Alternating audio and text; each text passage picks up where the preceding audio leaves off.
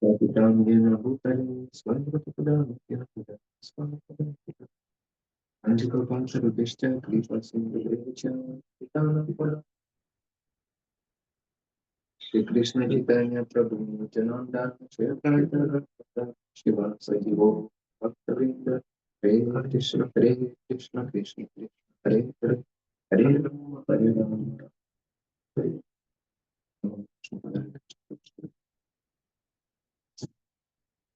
Намасте, Сарасвати.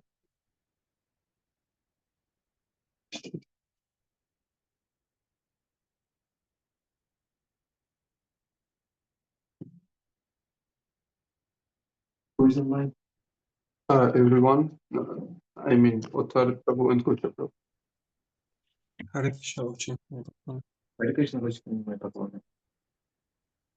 Кришна исполнил твое желание насчет погоды и посадки. Идеальная погода, по-моему, да? Как ты заказывал? Как ты заказывал? Как сажаем, сразу поливает. Мы начали. Но лучше не трогать ничего. Так, хорошо. Мы давно не виделись. Ну, из-за моих там всяких моментов. Поэтому давайте из-за моих путешествий, всего остального, праздников. ჩვენ დიდი ხანი არ შეხვდებით ჩემი მოგზაურობის გამო და დღესასწაულების გამო. Давайте вспомним немножко. Мы разбирали отношения с преданными, тремя типами преданных. მოდით ცოტა გავიხსენოთ გავლილი მასალები, ჩვენ განვიხილავდით ერთგულებთან ურთიერთობას, სამი ტიპის სხვადასხვა ერთგულის ტიპთან. По отношению к нам есть три категории преданных всегда. ჩვენთან მართებაში ყოველთვის არსებობს სამი კატეგორიის ერთგული. Это младшие, очень младшие, совсем младшие. Я ეს უმცროსი, ძალიან უმცროსი და საერთოდ უმცროსები. Если только так, то это значит очень печальная наша ситуация. თუ ესეა, მაშინ ჩვენი სიტუაცია ძალიან სავალალოა, სამწუხაროა. Младшие равные старшие. უნდა იყვნენ უმცროსები, თანატოლები და უფროსები. Но принцип один, отношения со всеми один общий принцип. მაგრამ ყველასთან ურთიერთობაში ერთი საერთო პრინციპია. Какой этот принцип? რომელია ეს პრინციპი? Патриотизм. Уважение. Нет.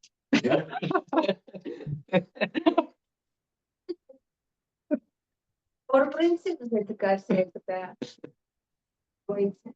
Мадлиеревата. Патриотизм. Надо. Suggestion.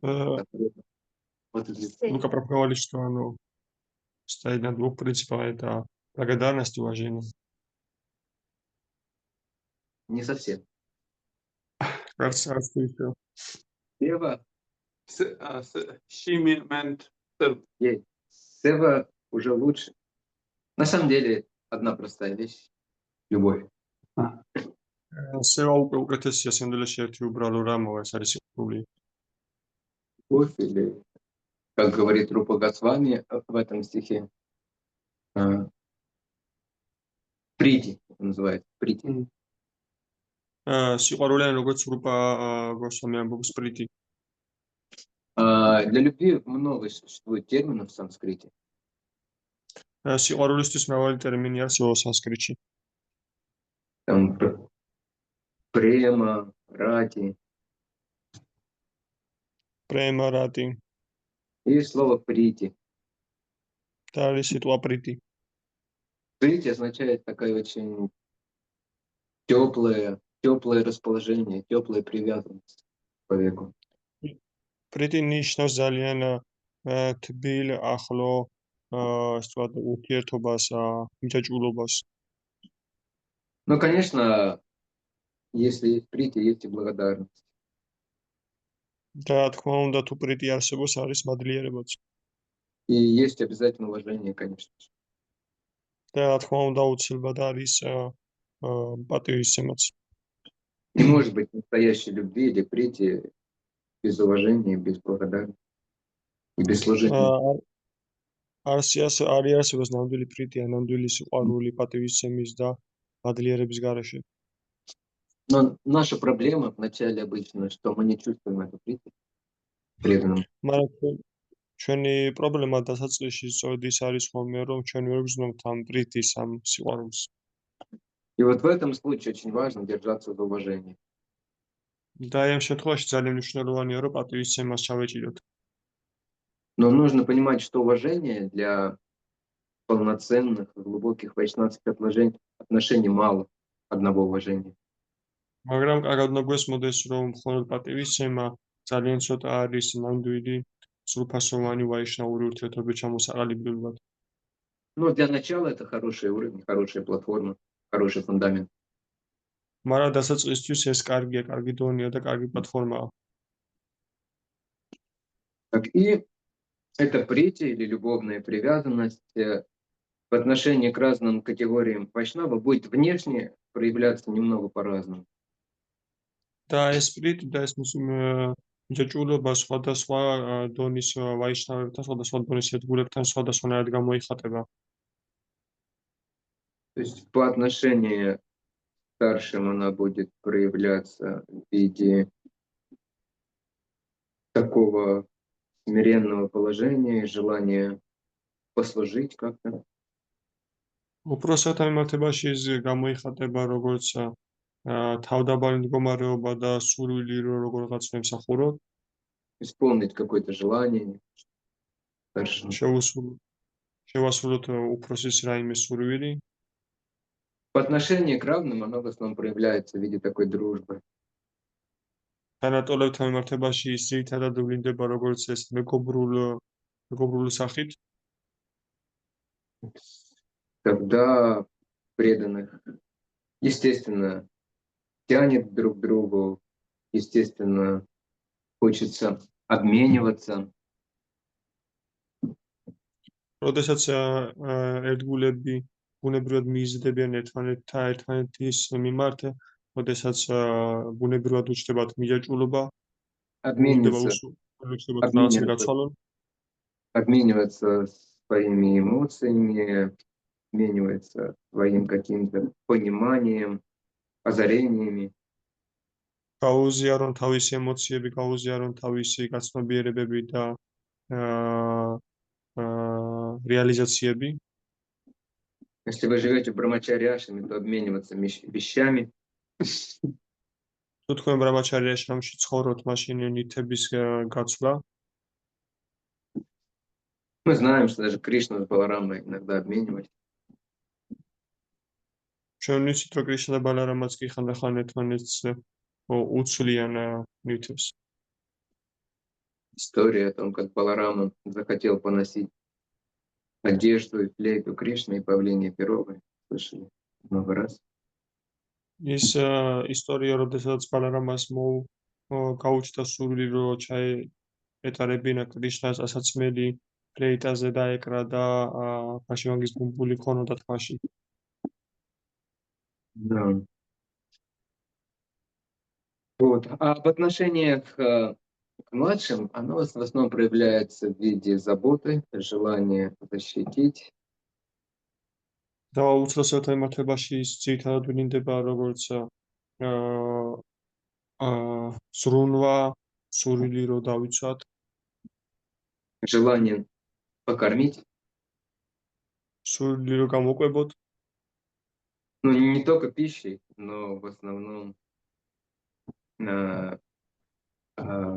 что является пищей для преданного пищей является вдохновение. Передать вдохновение или передать какое-то знание, понимание. და არა მარტო საკვებით ერთგულისთვის საკვების წარმოადგენს გაუზიაროთ სულიერ თემებზე რაღაცეები, სულისკვეთება შევმატოთ, სულიერი საკვები მივაწოდოთ.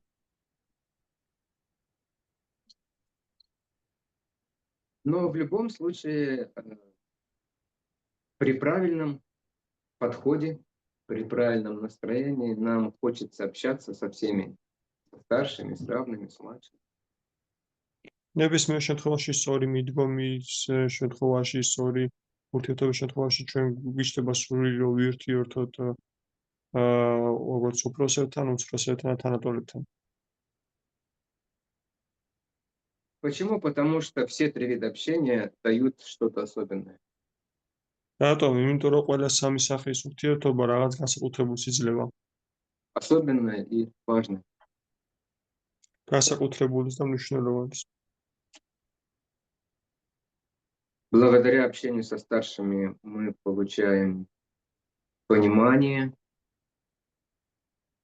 უფროსებთან ურთიერთობის სწავლებით ჩვენ ვიღებთ გაცნობიერებას, вот, как, что делать, силу для этого, როგორ გავაკეთოთ და ასევე ძალას ამისათვის. уверенность. თავდაჯერებულება. А благодаря общению с равными мы получаем очень много эмоций, мы получаем очень много таких, как это сказать, творческих импульсов или побуждений делать что-то, энтузиазм. თანატოლებთან ურთიერთობის სწავლებით ჩვენ ვიღებთ იმპულსს, ენთუზიაზმს, რომ რაღაც გავაკეთოთ. А благодаря правильному общению с младшими мы получаем такую глубину и зрелость в своей жизни. და უმცროსებთან სწორი ურთიერთობის სწავლებით ჩვენ ვიღებთ სიღრმეს და მოვწიფებულებას სულიერებაში. Легко видеть на примере обычной жизни. ამის დანახვა მარტივია უბრალოდ ცხოვრების მაგალითზე. Например, возьмем какую-нибудь девушку, მაგალითისთვის ავიღოთ რომელიმე გოგოს, пока, допустим, у нее нет семьи, особенно нет ребенка, там у нее может быть такое достаточно ветреное поведение, расслабленное, свободное, там много селфи и всего остального. სანამ მას არ ყავს ოჯახი, სანამ მას არ ყავს შვილები, ჩვენ ვაკვირდებით და ხედავთ, რომ ის საკმაოდ თავქარიანი მოქცევა ახასიათებს, ბევრი სელფები, ბევრი სხვადასხვა რამ. Очень неустойчивые эмоции, то туда, то сюда. ძალიან მერყევი ემოციები, ხან იქით, ხან აქეთ. Ну, как только появляется семья, особенно ребенок, то она совсем другой сразу становится. Очень такой ответственный, обязательный. მაგრამ როგორც კი ოჯახი უჩნდება, როგორც კი განსაკუთრებით ბავშვები უჩნდებიან, ეგრევე ძალიან თვალსაჩინო იცვლება და ეგრევე პასუხისმგებლიანი და სტაბილური ხდება. Ветра в голове меньше становится. Становится больше способности терпеть что-то. თავში ნაკლები ხარი უქმნის, მეტი შესაძლებლობა უჩნდება, რომ მოთმინება გამოავლინოს. Потому что когда мы заботимся о младших, которые от нас зависят, то мы вынуждены становиться более серьезными, более глубоко думать и понимать жизнь, ситуации.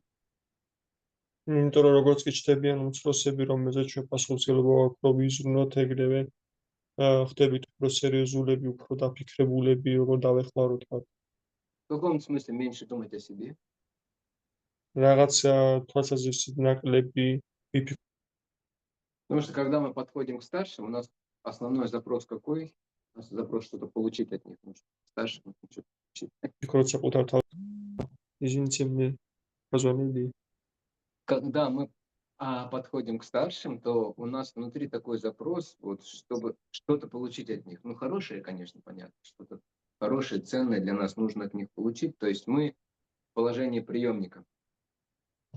როდესაც ჩვენ უფროსებთან მივიდივართ, ჩვენ ეგრევე სიტყვამარობას ვიჭერთ, რომ რაღაც გვინდა მივიღოთ, რაღაც მოგითხრათ იმ პიროვნების პოზიციაზე ვდგებით, რომ რაღაცა მივიღოთ. Когда мы с равными, то там берем, получаем как-то это уравновешенно более-менее в обе стороны. როდესაც ჩვენ თანატოლებთან ვართ, ჩვენ ასე თუ ისე წონასწორებას ვიცავთ, რომ ორივე მხრიდან ხდება გაცვლა-გამოცვლა. А в отношении с младшими, то есть нужно быть настроенным больше отдавать уже. და უმცროსებთან ურთიერთობის დროს ჩვენ უფრო მეტად უნდა ვიყოთ ორიენტირებულები, რომ გავცეთ. Но опять же, чтобы что-то отдавать, нужно сначала получить. მაგრამ კვლავ და კვლავ იმისათვის რომ რაღაცა გავაცეთ, ჩვენ უნდა მივიღოთ. Поэтому духовная жизнь в основном начинается с отношений со старшими. ამიტომაც სულიერი ცხოვრება პირველ რიგში იწყება უფროსთან ურთიერთობით. Как бы расширяется в отношениях с равными. და როგორც ესე ვთქვათ, ეს ფართოვდება ეს ურთიერთობა თანატოლებისკენ И углубляется в отношениях с младшими. და აღრმავდება უმცროსებთან ურთიერთობის დროს. Обычно опытные преданные говорят, что идеально, когда у нас есть такой бутерброд или сэндвич отношений. ისინი может повторите, Юдавид? Идеально, когда в отношениях с преданными у нас есть такой сэндвич или бутерброд. Трехслойный. იდეალურია, როდესაც ერთგულთან ურთიერთობის დროს არის ესეთი სენდვიჩი ან ბუტერბროდი ფენა ჩალაგებული. То есть это вот 20% по времени нам советуют проводить в обществе старших. ჩვენ შევაძლევენ რომ 20% დროის მიმართებაში ჩვენ შევაძლევენ რომ უფროსებთან გავატაროთ 20%. 60% в обществе друзей. 60% მეგობრებისა გარემოცვაში И 20% в обществе младших. და 20% უმცროსების გარემოცვაში. Это приблизительно и индивидуально. ეს დაახლოებით ინდივიდუალურია. Это не значит, что через сколько там 50 минут Дарика посмотрит на часы. ეს არნიშნავს იმას, რომ 50 წუთის შემდეგ დარიკო დახედავს საათს. И скажет, мой лимит общения со старшими сегодня закончен. და იტყვის, რომ ჩემი ლიმიტი დღესდღეობით უფროსებთან ურთიერთობის დასრულებულია. Я пойду звонить подругам. მე წავალე და დაქალებს დაურეკავ. გაჩვენე რომ მე ისეთი ვარ მართლა ეგრე ვიზამ რო არ ეთქვა ეხლა ეგ რო არ გამარ. მართლა ეგრე გავაკეთე. Дарик матач сказала, что я такая, что я правда так сделала. Говорит, сейчас если вы не уточнили. Не предупредили. Да. Я знаю, она очень обязательная. А то, что она услышала, она старается делать. Это хорошее качество. მე ვიცი რომ ეს ძალიან პასუხისმგებელია, რასაც მოისმენს ცდილობს რომ გააკეთოს ეს კარგი თვისებაა. Но любое хорошее качество можно довести до абсурда. Сделать. ნებისმიერი კარგი თვისება შეიძლება დავიყვანოთ აბსურდამდე. Абсурд. Вы знаете, что такое, да? ხო იცით რა არის აბსურდი? International terms. It's not only Russian, I think. From English or from Latin. Да, то есть. Но в целом вот так вот это здоровая ситуация. Потому что если мы будем слишком долго задерживаться в общении со старшими, საერთო ჯამში ესეთია სიტუაცია, იმიტომ რომ თუ ჩვენ მაგალითისთვის ძალიან დიდ ხანს შეყვონდებით უფროსებთან ურთიერთობაში, казалось бы, что в этом плохого, да? თითქოს და რა არის ამაში ცუდი? Проблема в том, что мы не до конца чисты, и у нас есть еще зависть. პრობლემა იმაშია, რომ ჩვენ კიდევ არ ვართ საკმარისად სულთები და ჩვენ კიდევ გაგვაჩნია ჩური. И со временем наш критический ум, он будет замечать недостатки в старших. და დროთა განმავლობაში ჩვენი კრიტიკული ჭკუა დაიწყებს უფროსებში ნაკლოვანებების შემჩნევას. А вы, наверное, может быть, все, кто здесь сидит, кроме Отто, вы слишком умны. Да и Отто, наверное, тоже. და თქვენ ყველანი ვინც აქ ზიხართ თქვენ მეტისმეტად ჭკვიანები ხართ ოთოს გარდა ოთოს მოისმენს ალბათ. Поэтому нам, как правило, долго, близко со старшими не советуют. ამიტომაც ჩვენ არ გვაძლევენ რჩევას, რომ ძალიან დიდ ხანს დაახლოს ვიურთიერთოთ უფროსებთან. Но опять же есть исключения. მაგრამ კვლავ არსებობს გამონაკლისები. Особенно исключение, когда старший говорит вам, вот, я еду в проповедническое турне, поедем со мной. განსაკუთრებით მაშინ, როდესაც უფროსი გეუბნება თქვენ, რომ მე მივდივარ საქადაგო ტურნეში და მოდი ჩემთან ერთად. Но в целом это опасно. მაგრამ საერთო ჯამში ეს სახიფათოა. Я помню, я недавно совсем, я жил в квартире, там была двухкомнатная квартира в Майкуре. მახსოვს რომ ცოტა ხნის წინ მე ბინაში ცხოვრობდი, ეს ორ ოთახიანი ბინა იყო მაიაპურში. И там от квартиры я там, в общем, арендовал преданный, хороший преданный, но он в отношении ко мне так или иначе он младший, то есть гораздо меньше лет движения. და იქ ბინა ასევე იქირავა ერთ-ერთმა ერთგულმა ის ერთგულია, ძალიან კარგი ერთგულია, მაგრამ ჩემთან მიმართებაში ბევრად უმცროსი. Но он такой аскетичный достаточно человек, он полностью там на сыроедении.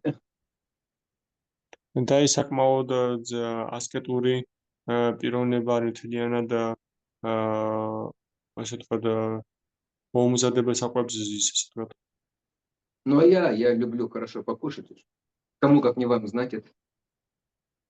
მაგრამ მე ვიცი, მე მიყვარს კარგად რო ვიკვებები, თქვენ კარგად იცით ესაო. You know this better than anybody else. And Radhika Ramanuja. Free of you. Вот. Я помню, как-то на Экадыше я что-то кушал, а он постился. მე მახსოვს რომ ეკადაშის დროს მე რაღაცას ვჭამდი, ის კიდე მარხულობდა. И он не сдержался. Он просто, ну сколько можно есть? და მან რა მოითმინა და მითხრა, რამდენი შეიძლება რო ჭამოთ კიდევ. Я как бы понял, что это больше моя вина, а не его. Да? Я должен был эти вещи понимать и предвидеть. მე მივხვდი რომ ეს უფრო მეტად ჩემი დანაშაულია, ჩემი ბრალია, მე ეს ყველაფერი უნდა წინასწარ გამეჭვიდრა, გამეთვალო. Поэтому это немного опасно, когда мы долгое время живем близко со старшим одной квартиры. ამიტომაც ეს ხშირად სახიფათოა, როდესაც ჩვენ დიდი ხნის მანძილზე უფროსთან ერთად ვცხოვრობთ.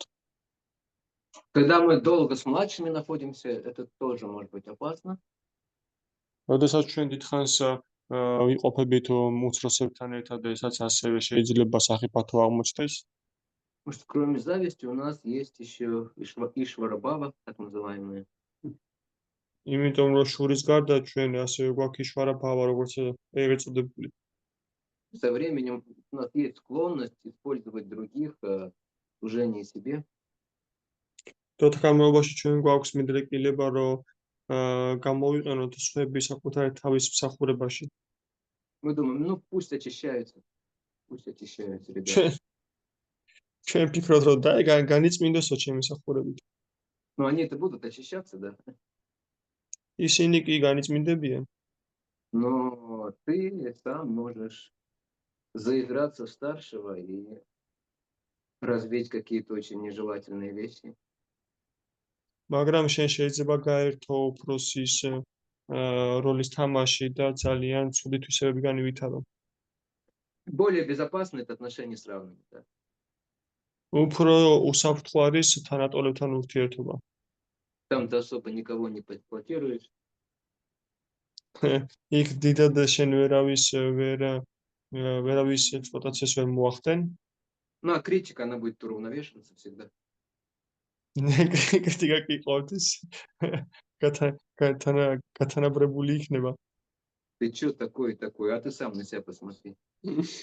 რატო ხარ ესეთი და ესეთი, შენ კიდე შენ თავს დააკვირდი შენ თვითონ. Ну ладно. Ну потом, კარგია. потом, ладно, ты прости меня, я что-то погорячился. Ну и ты меня прости. მე კიდევ მაპატიემეობოდის გიხდეო რაღაცაო, გავცხარდიო და მე მეორე ხედანაც კი შენს მაპატიო მეც გავცხარდი. То есть вот такие вот рабочие отношения. აი ესეთი საქმიანი ურთიერთობებია. Вот.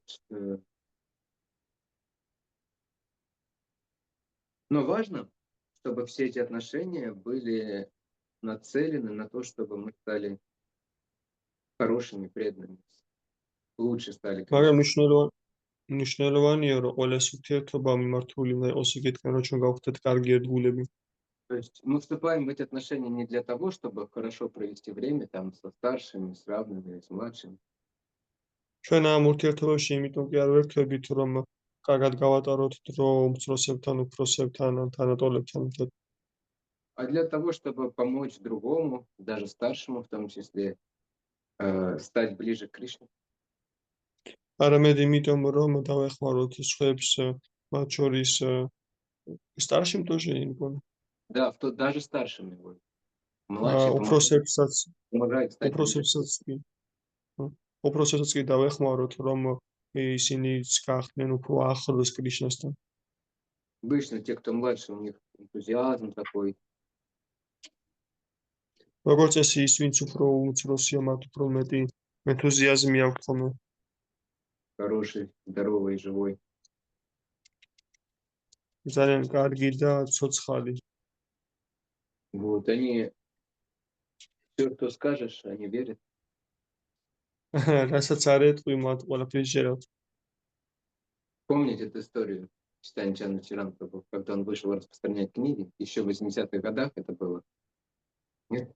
გახსოვთ ეს ისტორია, როდესაც ჩაიტანა ჩანდრა ჩარამპრაფუ ყვებოდა, როდესაც ის პირველად გავიდა ქუჩაში წიგნების გადაცელებად. Тогда еще было под запретом сознание Кришны, преданных. Ну, то есть, либо нелегально, либо полулегально. მაშინ როგორც ეს აკრძალვის ქვეშ იყო მოქცეული კრიშნას ცნობიერება, ეს იყო ან არალეგალური მოძრაობა იყო, ან ახლად არალეგალური. Уже, наверное, перестали сажать преданных, но еще и официально не было зарегистрировано на что. ალბათ უკვე შეწყვიტეს ერთგულების ციხეში ჩასმა და დაჭერა, მაგრამ ასევე ოფიციალურ ნებართვაც არ იყო გაცემული. И он пошел с одним более старшим преданным в то время для него на Санкиртану распространять Бхагавад-гиты. და ის წავიდა უფრო ერთგულთან ერთად მაშინ საკრიტანაზე და ბჰაგავად-გიტები გაევრცელებინათ. Это было в Питере, Санкт-Петербург. ეს პიტერში იყო სანქტ-პეტერბურგში. Вот. И старший преданный сказал, будем делать, значит, так. Значит, будем делать так. და უფროსმა ერთგულმა უთხრა, რომ აი ესე გავაკეთებ და ესე იგი ესე თუ თქვა უფროსმა ერთგულმა, ესე იგი ესე ვიზავთო. Я встану чуть в стороне и буду наблюдать. И буду тебе показывать, кому нужно подходить с книгами, а кому нет.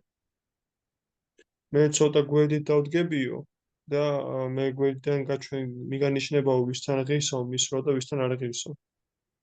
И Чайтанья Чандра Прабху в то время просто Нарбхакта Александр еще не инициированный. Он сказал, да, конечно, давайте так. და ჩაიტანა ჩანდრა პრაფუ მაშინ ჯერ კიდევ არ იყო ინიცირებული და ალექსანდრე ერქვაო და მან უთხრა, კი, რა თქმა უნდა, ესე ვიზავ. И тот смотрел преданный и говорил, вот к этому. И он шел к этому, предлагал ему книгу, и человек брал, у него все брали. და იქ გვერდიდან უფროს ერთგული მიანიშნა და ხოლმე რომ აი ამ ადამიანთან მიდიო და ჩაიტანა ჩანდრა პრაფუ მივიდო და მასთან შესთავაზებდა წიგნს და ის მართლა იღებდა. Так несколько книг очень быстро они распространили. და ესე ძალიან სწრაფად გაავრცელეს რამდენიმე წიგნი. И потом старший его подзывает и спрашивает, а как у тебя получается так? და შემდეგ უფროსი ეძახის და ეკითხება, როგორ გამოგდის შენ ეს? А Чайтанья Чандра Прабху говорит, я удивился. ჩაიტანა ჩანდრა პრაფუ თქვა, რომ მე გამიკვირდაო, გაკვირებული და ვრჩი. Потому что у меня была полная вера в том, что он знает, кто возьмет книгу уже наверняка. И у меня не было, говорит, никаких сомнений, когда я шел к человеку, что он возьмет книгу, потому что старший сказал. იმიტომ რომ მე სრული რწმენა მქონდაო, რომ უფროსმა ერთგულმა იცისო თუ ვინ აიღებს იქსა უეჭველიო და მე მივდიოდი და მართლა იღებდაო. Вот. И у меня был вот совсем на днях недавно подобный опыт. და მეც მქონდა ცოტა ხნის წინ მსგავსი გამოცდილება. Когда мне нужно было пересечь границу, сделать визаран, я так немного беспокоился, а вдруг меня не пустят обратно сюда. როდესაც მე მქონდა ხელები, რომ ვიზა უნდა გამიახლებინა, საზღვარგარეთ გადამეკვეთა, მე ვფიქრობდი, რომ ნერვიულობდი, რომ შეიძლება უკან აღარ შემომიშვან. И поэтому я решил заручиться, так скажем, помощью или благословением со стороны преданных, особенно старших. და ამიტომაც მე გადავწყვიტე, რომ უფრო ერთგულების ასე ვთქვათ დალოცვა მიმეღო და ესე წავსულიყავი, აღჭურვილიყავი ესე. Ездил в понедельник, а в воскресенье я там вышел на балкон, и внизу как раз стояла Сарасвати и Дая. მე აივანს გამოვედიო კვირასო და იქ დაბლა სწორედ დაიამათაჯი და სარასვადმათაჯი იდგნენ. Я к ним так смиренно обратился. Матаджи, замолвите там Господу за меня словечко, чтобы меня пустили обратно. მე ძალიან თავდადებლად მიმართე მათ, რომ მათაჯი მოგთხოვთ სიტყვა შემაშველეთ კრიშნას სთხოვეთ, რომ უკან შემომიშვანო. Он скажет, да, все нормально будет. Особенно Дай говорит, да вообще все нормально будет. Вообще. კი, ყველაფერი ნორმალურად არის, განსაკუთრებით დაიამათაჯი თქო, კი, საერთოდ პრობლემა არ არის მაგაზე. Ну, значит, съездили мы в понедельник, Куча там меня свозил. Приехал я, Мгм. и под вечер, в 9 часов вечера, получаю сообщение от Таи. და კვირას ორ შაბათს წავედი თოსაზღვარზეო. ყველაფერმა კარგად ჩაიარაო და ორ შაბათს საღამოს დაიამათაჯისგან ვიღებ შეტყობინებას. Она спрашивает, ну как вы, где вы? Как все получилось у вас? და ის კითხულობს, აბა თქვენ საათ ხართ, ყველაფერი კარგად ჩაიარა, გამოგივიდათ, გადმოსვლა. Я решил пошутить. Я решил пошутить. მე გადავწყვიტე გავხუმრებოდიო. Ты написал, я, да вот, Матаджи, сижу в Баграташене в кафе и пью чай с сэндвичем. С горя. С горя. მე გავიხუმრეო, რომ აი მათაჯი მე ვზიარო ბაგრატაშენშიო, სადღაცო კაფეში და ჩაის ვსვავო. Вы знаете, что такое Баграташен? Это с той стороны границы армянской.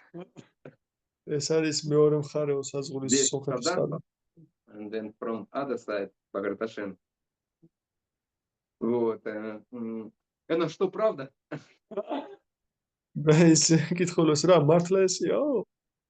Я говорю, Матаджи, ну браманы же не обманывают. მეუბნებიო, მათაჯი ბრაჰმანები ხო არ ეთხოვებიანო? Я так чувствую, что на той стороне там уже плохо себя человек начинает чувствовать. მე უკვე ვგრძნობ, რომ იქ მეორე მხარესო ადამიანი უკვე ცუდად გრძნობს თავს. Поэтому я написал ей, браманы не обманывают, но иногда шутят. ამიტომაც მე ეს მივწერე შემდეგ, რომ ბრაჰმანები არ ეთხოვებიან, მაგრამ ხანდახან ხუმრობენ. Все это быстро написал, потому что там человек в возрасте, может быть, с сердцем что-то не так будет. მალევე დავწერეო ეს მეორე შეტყობინება ადამიანი ასაკ შეოდაში მოგულთანაო რამ პრობლემა შეუქმნაო.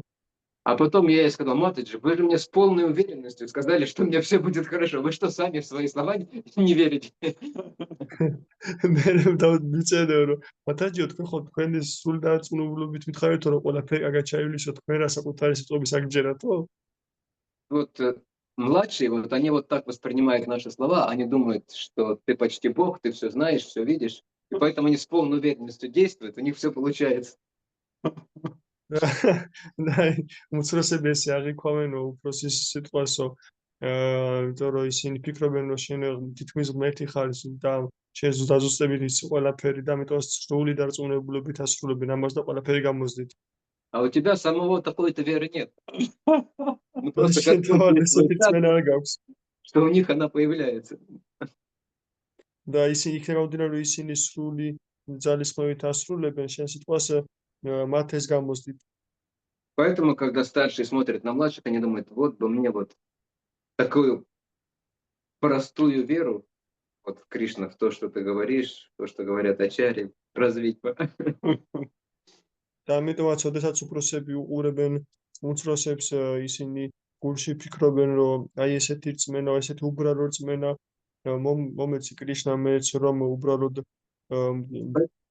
გეროდეს შენი შესწრების და ყველაფრისებულების გარეშე. Младшие тоже помогают старшим двигаться к Кришне. ამიტომაც უმცროსებიც ასევე ეხმარებიან უფროსებს, რომ კრიშნასთან უფრო კრიშნას უფრო მიუახლოვდნენ. Но, как мы сказали, основная у нас, как это сказать, interaction, взаимодействие происходит с равными. მაგრამ როგორც ჩვენ თქვით, ძირითადი ესე თქვა ურთიერთქმედება ხდება სწორედ თანატოლებთან. Потому что, как мы уже говорили на прошлых занятиях, в отношениях с равными у нас снимаются многие барьеры, комплексы. Мы чувствуем себя свободно, раскованно. იმიტომ რომ როგორც ჩვენ წინა გაკვეთილებზე საუბრობდით, თანატორთან ურთიერთობის დროს ჩვენ ბევრი ბარიერი გვშორდება, ბევრი კომპლექსი და შებუჭილობა. Со старшими и с младшими мы пытаемся играть какую-то роль. უფროსებთან და თანატორთან ჩვენ ვცდილობთ რომ რაიმე როლი ვითამაშოთ. Либо такого послушного ученика, ან რაღაც ძალიან დამჯერი მოწაფის როლი, либо мудрого наставника. ან ბრძენი დამრიგებლის. Отношения с равными мы все пастухи и пастушки. თანატორთან ურთიერთობაში ჩვენ ყველანი წემსი ბიჭები და წევს როგორები ვართ. Вот. Поэтому мы раскрываемся в каком смысле более полно в таких отношениях. ამიტომაც ჩვენ უფრო სრულყოფილად და სრულიად ვიხსნებით ესეთ ურთიერთობაში. Но есть опасность фамильярности. მაგრამ არსებობს საფრთხე, არსებობს ესე თქვა და Фамильярность. Фамильярность means contempt, some kind of contempt. აგრებულობის То есть, когда мы искусственно пытаемся стать как бы близко, но немного искусственно. როდესაც ჩვენ ხელოვნურად ვცდილობთ რომ გავხდეთ უფრო ახლოს მივუახლოვოთ პიროვნებას, ანუ ხელოვნურად. И когда мы начинаем наслаждаться неправильным образом такими отношениями, და როდესაც ჩვენ ვიწყებთ კბობას ესეთი ურთიერთობის არასწორად. из этого потом происходит... То есть, когда мы фактически перестаем видеть связь этого человека с Кришной, с преданным служением, ანუ როდესაც ჩვენ პრაქტიკულად ვეღარ ვხედავთ კავშირს ამ ადამიანის კრიშნასთან და ხედავთ კავშირის მსახურებასთან. материальная близость, так скажем. ანუ ესე თქვა და ეს არის მატერიალური სიახლოვე. А материальное это что значит? Материальное значит то, что я хочу наслаждаться, то есть я могу наслаждение. მატერიალური კიდევ რას ნიშნავს? მატერიალური ნიშნავს რომ მე სულს რომ დავთქბე, მე მინდა რომ იყო გამცრომელი. Поэтому часто иногда преданные равные не могут ссориться вот из-за этих вещей. Потому что они забывают. ამიტომაც თანატოლი ერთგულებმა შეუახშია და იკამათონ, იმიტომ რომ მათ ავიწყდებათ თავარი. Что даже наша дружба, она должна быть в настроении служения. რომ ჩვენი მეგობრობაც კი უნდა იყოს მსახურების განწყობაში. Самый лучший способ, поэтому, когда мы между собой обсуждаем, особенно наставление духовного учителя или какого-то старшего вайшнава, хорошо знакомого, дорогого нам. ყველა საუკეთესო შემთხვევა არის, როდესაც ჩვენ განვიხილავთ ერთმანეთში მეგობრულად გურუს დარიგებას ან რომელიმე ახლო ჩვენთვის ახლო უფროსი ერთგულის რჩევას. Конечно, иногда что-то нужно обсудить такое интересное из обычной жизни, то есть это нормально. რა თქმა უნდა, ხანდახან უნდა განვიხილოთ რაღაც საინტერესო თემები ჩვეულებრივი ცხოვრებიდან, ეს ნორმალურია. Ну что, как бы нам, с чем мы сталкиваемся, что нам необходимо для поддержания, так скажем, жизни. ანუ რასაც ვეჩეხებით, რაც მნიშვნელოვანია ჩვენი რაც მნიშვნელოვანია ჩვენი გასნობიერებულობა ჩვეულებრივ ცხოვრებაში. Там Гоча с младшим Лукой может поговорить о садоводстве, каких-то вещах, связанных с землей, с возделыванием, с выращиванием. გოჩას უმცროს ლუკასთან ერთად შეუძლია ისაუბრონ რაღაც მებაღეობასთან დაკავშირებით, მიწად მოქმედებასთან დაკავშირში. Там о каких-то технологиях интересных. რაღაც საინტერესო ტექნოლოგიებზე. Ну, то есть это нормально. Но какую-то часть времени мы должны обсуждать Кришна Катху или преданное служение. ეს ნორმალურია, მაგრამ რაღაც ნაწილი დროის ჩვენ უნდა უთმოვდეთ კრიშნა კათხას განხილვებს და ერთგულებთან ურთიერთობებს. И в отношении с равными очень важно уметь прощать.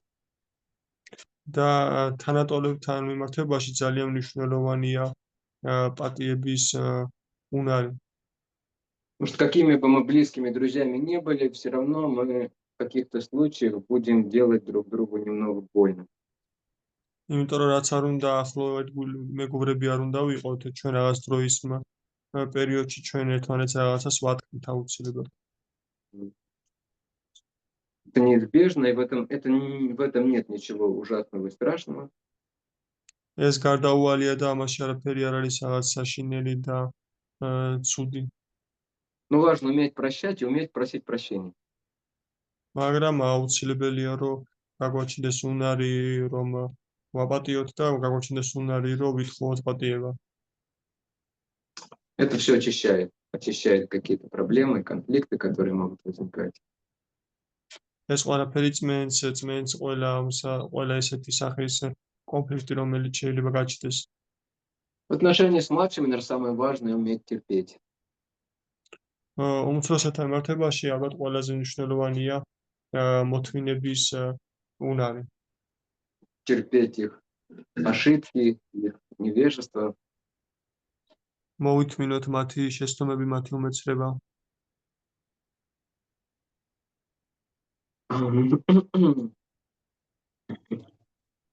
А в отношении с старшими важно уметь внимательно слушать. უფროსებთან მიმართებაში მნიშვნელოვანია გაგვაჩნდეს უნარი მოსმენის. Хорошо. Это вот основные принципы отношений, которые нам ეს нужно არის практиковать. Сначала запомнить, практиковать, размышлять о них. ეს არის ძირითადი მომენტები ურთიერთობის, რომელიც ჯერ უნდა დავიმახსოვროთ და მერე უნდა ვაპრაქტიკოთ.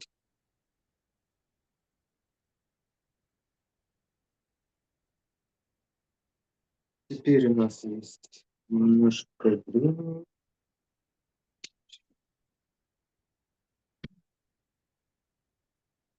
ლუკა, შეგიძლია ცოტა ხოს მიწიო ტელეფონი, თორე ძალიან ისინი შევიდანე. Одно еще может быть.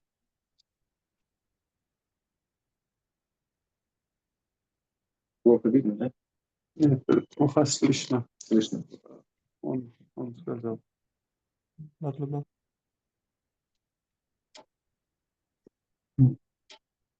Мгм.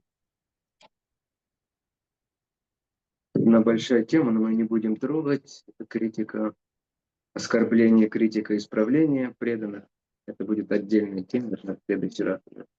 Вот. В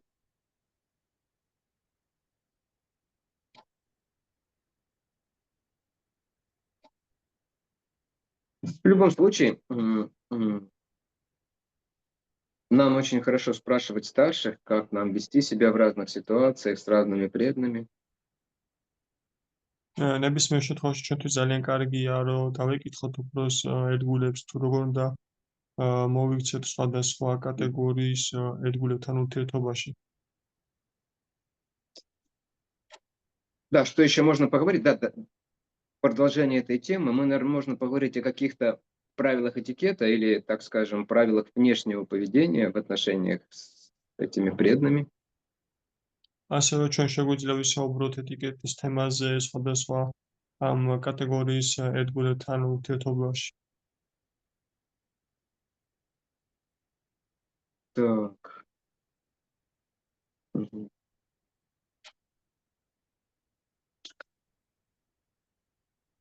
В отношении с старшими мы знаем, что, вам здесь, конечно, в Грузии немножко проще, потому что здесь культура уважения старших еще сохранилась. უფროსებთან ურთიერთობის დროს რაც არის მნიშვნელოვანია თქვენთვის პრინციპში ეს მარტივად არის საქართველოში, იმიტომ რომ უფროსებთან ურთიერთობის კულტურა ასე თუ ისე შენარჩუნებულია ჯერ კიდევ. Но чем дальше на запад и северо-запад, тем все гораздо хуже и плачевнее, сложнее. მაგრამ რაც უფრო დასავლეთის ხარეს და ჩრდილო-დასავლეთის ხარეს ყველაფერი უფრო სამწუხაროდ და სავალალოდ არის. Потому что сама там философия жизни — это то, что все равны, ты ничем не лучше меня. იმიტომ თავად იქ მთელი ეს ფილოსოფია იმას ეყრდნობა, რომ ყველა თანასწორია და შენ არაფრით უკეთესი არ ხარ ვიდრე მე. Поэтому там, например, могут саньяси, ученик Прабхупады, стоять в очередь в душ вместе с Брахмачари в Америке. ამიტომაც იქ შეიძლება შეპროფიტას მოწაფე სანიასი შხაპის რიგში იდგეს ბრამაჩარებთან ერთად ამერიკაში. Так, приходит Гочи, Лука говорит: ты вон там, за Дайнанда Махараджем вставай. მოდი გოჩა და ლუკაო და გეუბნებიან შენაო იქო. Я пришел первый, потом младший Лука, потом Махарадж. Мы стоим в очередь в душ. შენ რიგში დადექი მაჰარაჯის მერე ოჯე ლუკა დგასაო მერე უმცროსი ლუკა და მერე მაჰარაჯი და მის მერე შენ დადექიო. Это нормально там для них. ეს მათთვის ნორმალურიაო. Нормально там слушать лекцию, сидя вот так вот. მათთვის ნორმალურია რომ ლექციას უსმენდეო აი ესე მჯდარი. То есть, потому что все равны. იმიტომ რომ ყველა თანასწორიაო. По большому счету, это как раз проявление имперсонализма Майявады. დიდწილად ეს არის გამოვლინება მაიავადასი, ანუ იმპერსონალიზმის. Поэтому этикет вайшнавский, он учит нас, вот, западных ребят и девчонок, зараженных этой философией, через какие-то вроде бы внешние механические вещи, но потихоньку развивать правильное сознание. ამიტომაც ვაიშნაური ეტიკეტი ჩვენ გვასწავლის ამ დასავლეთის მოგებებს და ბიჭებს, ანუ რაღაც გარეგნული ერთი შეხედვით გარეგნული საშუალებებით სწორი ურთიერთობას. Встречаемся друг с другом, особенно со старшими, мы кланяемся. Да? როდესაც ჩვენ ერთმანეთს ხვდებით, განსაკუთრებით უფროსებს ჩვენ ქეთს ვიხდით. Если человек очень старший, то лучше поклониться ему не так просто, да, а сделать поклон, по крайней мере, панчангам. То есть თუ ადამიანი непосредственно коснуться головой там пола. თუ ადამიანი ძლიერ უფროსია თქვენზე, მაშინ უბრალოდ საკმარისი არ არის უბრალოდ ხელები შევატყუყოთ და პატივისცემა გამოხატოთ, უკეთესი იქნება, რომ სრული თაყვანისცემა გამოხატოთ, ანუ Вначале там все მიწათშევეხოთ შუბლით მის წინაშე. может возмущать, протестовать. Кто может возмущать? Внутри все будет протестовать, возмущаться. დასაწყისში შინაგანად ყველაფერი პროტესტს გამოხატავს და თქვა ღელვას. Что это за средневековье? ეს რა 21 შუა век. საუკუნეებია 21 საუკუნეში. Я не кланяюсь никому, მე არავის წინაშე არ ვიხრი ქეთს. кроме 25-го Samsung. ხოლო და Ой, 25 თაობის Samsung-ის გარდა. Yes, 25. Yes, 25. Yeah. 24. 24. You're not so advanced. You're not so advanced. You have a space for improvement. Но чтобы какому-нибудь.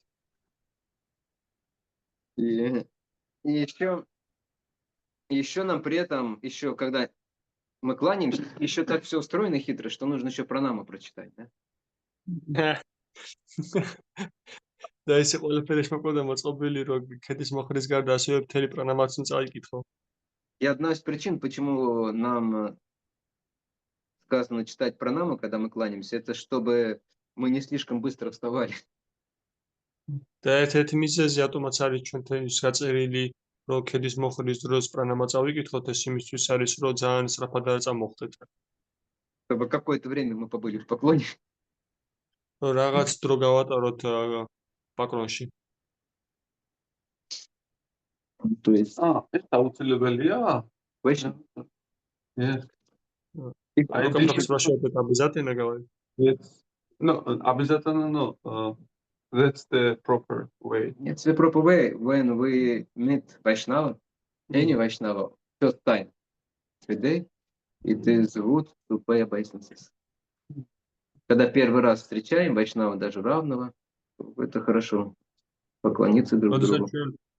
როდესაც ჩვენ პირველად ხვდებით ვაიშნავს, თუნდაც თანასწორს აუცილებელია რომ ქედი მოვიხაროთ მის წინაშე. В 2000 году я познакомился, в 2002 познакомился в Бомбее с одним учеником Прабхупады. Мы вместе лежали в больнице, в Бхактивиданта госпитале. 2002 წელს მე გავიცანი შილა პრაბჰუპადას მოწაფე ბომბეში ჩვენ ერთად ვიწექით ჰოსპიტალში. Вот. И он сказал, что в храме, в котором он служил при Прабхупаде, было такое, так скажем, негласное правило, что если преданные не видели друг друга больше, чем 5 минут, при встрече они кланялись друг другу. Головой რომ земли. ტაძარში სადაც ის ცხოვრობდა იყო ესეთი დაუწერელი კანონი რომ თუ ერთგულები ერთმანეთს 5 წუთზე დიდი ხნის მანძილზე არ უნახავთ ერთმანეთი ისინი ერთმანეთს ფიზიკურად ქედს უხვრიდნენ. И их храм, хотя он был небольшой, распространял книг столько же, сколько большой храм в Лос-Анджелесе. Почти столько же. Хотя был в 3 раза меньше. და მას ტაძარი მიუხედავად იმისა რომ პატარა ტაძარი იყო თითქმის იმდენივე წიგნს ავრცელებდა რაც ლოს-ანჯელეს ტაძარი მიუხედავად იმისა რომ ის სამჯერ პატარა იყო. Ну, это, конечно, немножко искусственно для нас. Я вижу, рот открывается. ეს ჩვენთვის ცოტა ოდენი ესეთი Very widely. Вот. Если мы так будем пытаться подражать просто, то произойдет следующее. თუ ჩვენ შევეცდებით რომ ესე უბრალოდ მივბაძოთ, მაშინ შემდეგი რამ მოხდება? Мы будем от вайшнавов уворачиваться, чтобы сколько можно кланяться. Лучше я сделаю вид, что его не заметил. Я быстро прошел, там не заметил. მაშინ მე უბრალოდ თავს ავარიდებ ვაიშნავებს უკეთესი იქნება. ამდენჯერ უნდა მოვიხარო ქედი. უმჯობესი იქნება რომ ვიდი დავაკეთო ადამიანს. Встреча с вайшнавами, потому что у нас будет такая мысль опять кланяться. ჩვენ ანუ აღარ გაგვიხარდება ვაიშნავებთან შეხვედრა, იმიტომ რომ ვიფიქრეთ რომ კვლავ ქედი უნდა მოვუხარო მათ. Что эго еще достаточно большое, ему это неудобно. იმიტომ რომ ეგო ჯერ კიდევ დიდია და მისთვის ეს მოუხერხებელია. Рагунат Дас Госвами в старости, он был рад встрече с любым вайшнавом, потому что появлялась, ну как сказать, не лишняя, а дополнительная возможность принести поклон еще. Рагунат Дас Госвами ბედნიერი იყო, როდესაც ხედავდა ვაიშნავს, იმიტომ რომ მას კიდევ ერთი მიზეზი უჩნდებოდა, რომ ქედი მოეხარა ვაიშნავისთვის. Поэтому для нас установлен практичный принцип. Первый раз, когда мы, например, вайшнава встречаем, мы ему кланяемся. ამიტომაც ჩვენთვის დაწესებულია პრაქტიკული პრინციპი, როდესაც ჩვენ პირველად ხედავთ ვაიშნავს, ქედი უნდა მოვუხაროთ მას. Утром после Мангаларти мы обычно читаем Ванча Калпатрупешча, мантру, да, приносим поклоны всем вайшнавам. დილით როგორც წესი მანტრა მანგალარატის წინ ჩვენ ვკითხულობთ мантрас Ванча Калпа, ანუ როდესაც ქედს ვიხდით ყველა ვაიშნავის წინაშე. Это дает правильную настройку на весь день. ეს გვაძლევს სწორ, ესე ვთქვათ, გონება განწყობილებას მთელი დღის მანძილზე. Если, конечно, мы это произносим не механически, не скороговоркой, да. რა თქმა უნდა, ჩვენ ამას არ წამოთქვათ მექანიკურად რაღაც ენის გასატეხივით.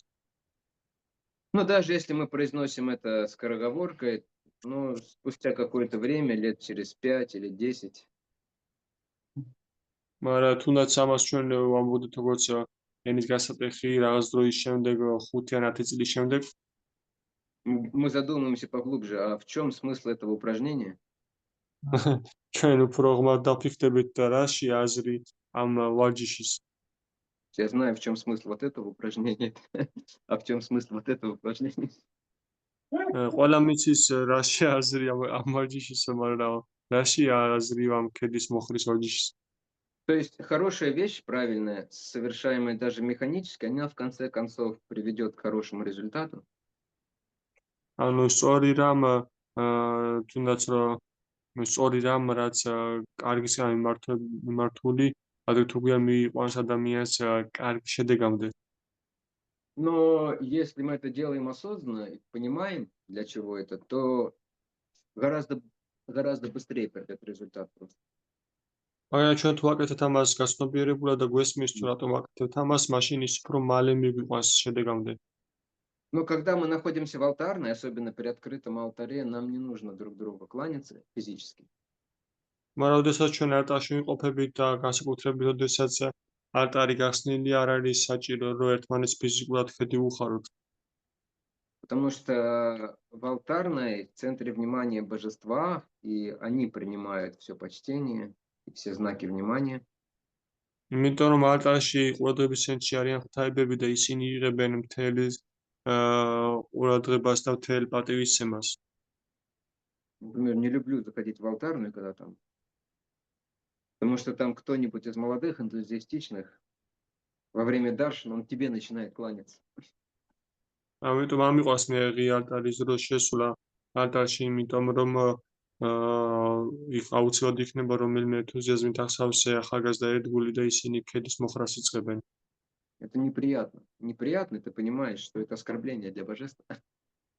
ეს არ არის სასიამოვნო და გესმის რომ შეურაცხყოფა არის ღვთაებების. Поэтому поклоны мы приносим в этом случае в уме. და ამიტომაც ქედის უხრით ამ შემთხვევაში ჭკუაში, ჭკუაში.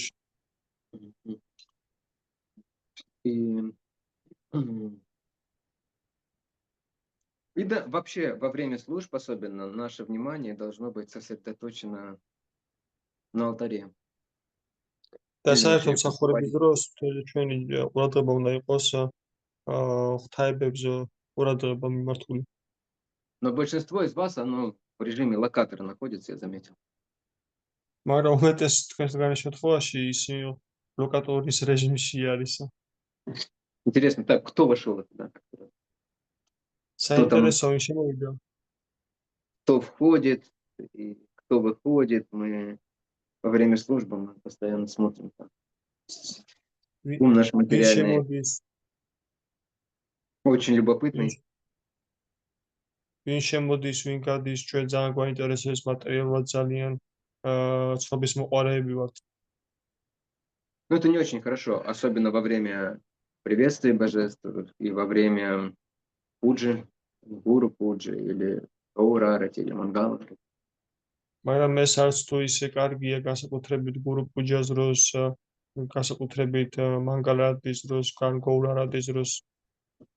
Может, когда несколько старших, да, то в первую очередь мы свое внимание и служение предлагаем самому старшему из них. იმიტომ რომ როდესაც რამდენიმე უფროსი არის, მაშინ პირველ რიგში ჩვენს ყურადღებას და პატივისცემას უთმობთ ყველაზე უფროს მათგან. То есть в первую очередь Адвайта Ачарья, потому что он бородой белый, седой. პირველ რიგში Ადვაიტა აჩარიას, იმიტომ რომ ის ყველაზე მოხუცი, ის ყველაზე უფროსი მოხუცია და თეთრი ჭაღარა თმით არის. Это шутка. ეს ხუმრობა. То есть Господь сначала, потом Парампара.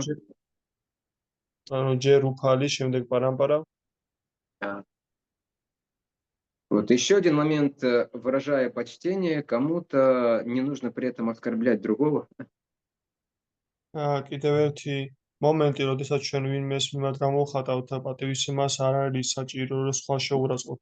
Это касается... Ух, кто-то еще пришел.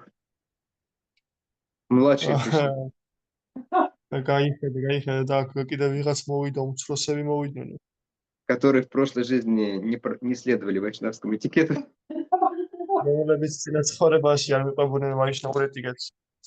Но поскольку они повторяли Харе Кришна, они получили возможность есть прасад в этой жизни.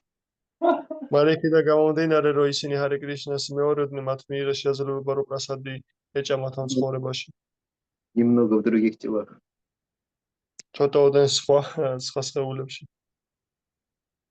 Когда я был во Вриндаване лет 5 назад, я был в старом храме Гопинатхи.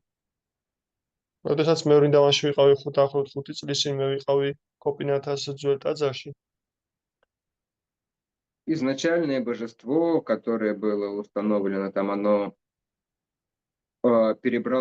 его перевезли в Джайпур, потому что мусульмане делали много плохих вещей, разрушали храмы, оскверняли божеств.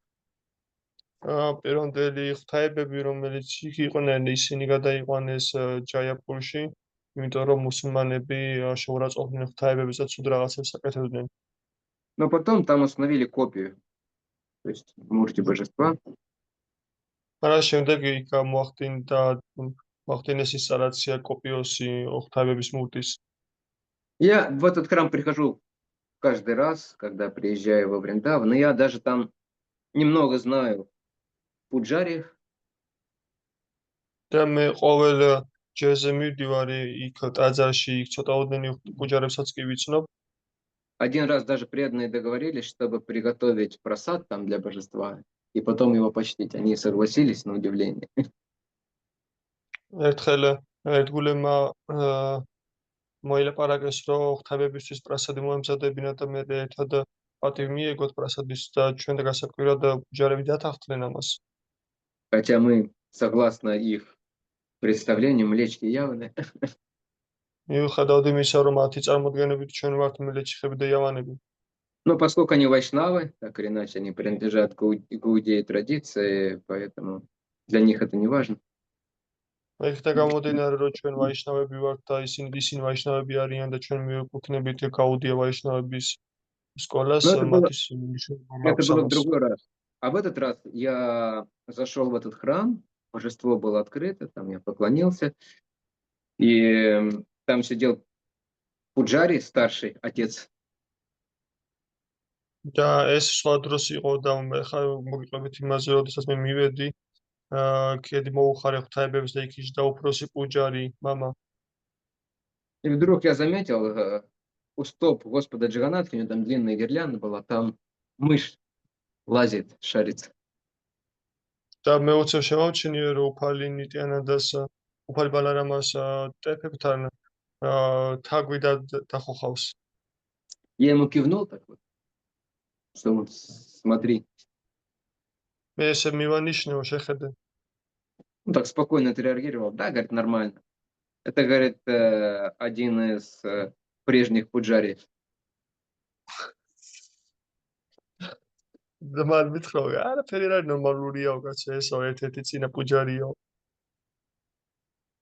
Я так говорил, ну, говорю, ну, с вами такого точно не произойдет. მე ესე გავიფიქრე, რომ თქვენ ესეთ რამე ნამდვილად არ მოგივათო. Пожал плечами и сказал, кто знает. მე უთხარიო და ხები ეჩეჩაო, ვინ იცისო ესე მითხრაო. Говорит, собаки, вот, которые здесь в округе, это все как бы из наших предшественников. მან მითხრა, რომ აი ეს ყველა ძაღლები, რომელიც არის გარეთ გვამხოვიაო, გარეთაო, ისინი ყველა ჩვენი წინამორბედები არიანო.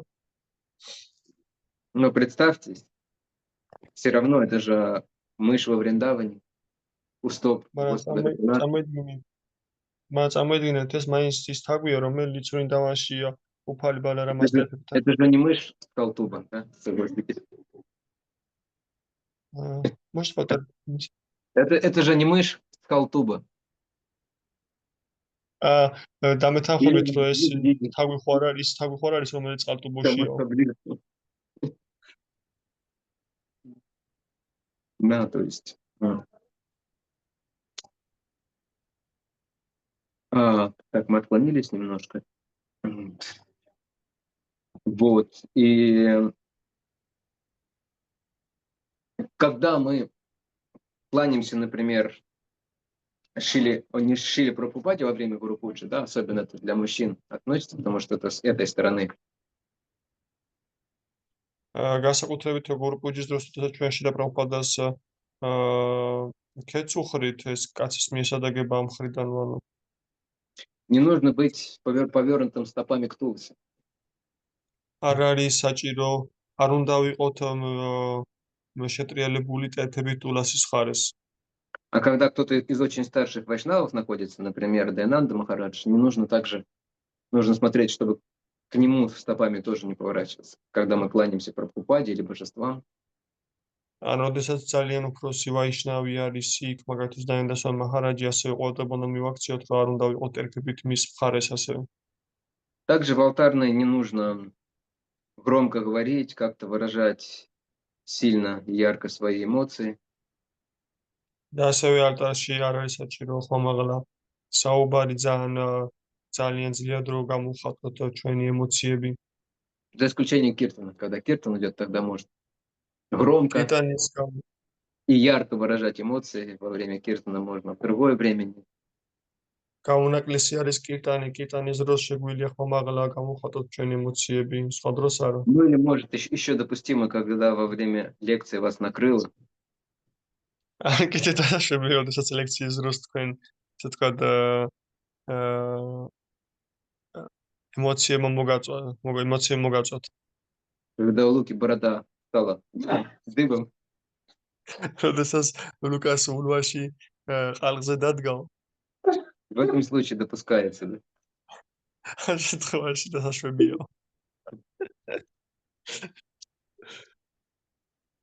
Вот. Нет. Точно. Акცია პრობლემა ხსენა რომ როცა და პრაბუპადა თექსტით განსაკუთრებით მამაკაცების მიმართოდა. ანუ ქალებიც ხო იგივე იმას აკეთებენ, იმიტომ რომ მე მაგალითად რა თქმა მატაჯის მინახავს რომ თექსტის შრა პრაბუპადას და მეც ეგრე ვაკეთებ ხოლმე და ეგ ხო დასაშვებია. Дарико Матаджи спрашивает, что вы подчеркнули, что это больше относится к мужчинам, которые приносят поклоны Шриле Прабхупаде. Дарико Матаджи спрашивает, что Радха Матаджи тоже делает поклоны, я видела, я тоже делаю, это же нормально говорит. Имеется в виду, чтобы вы не важно, кто мужчина или матаджи, я говорил про мужчин, потому что это обычно с той стороны легче повернуться ногами к тулусе мужчинам, потому что матаджи обычно в другую сторону кланяется.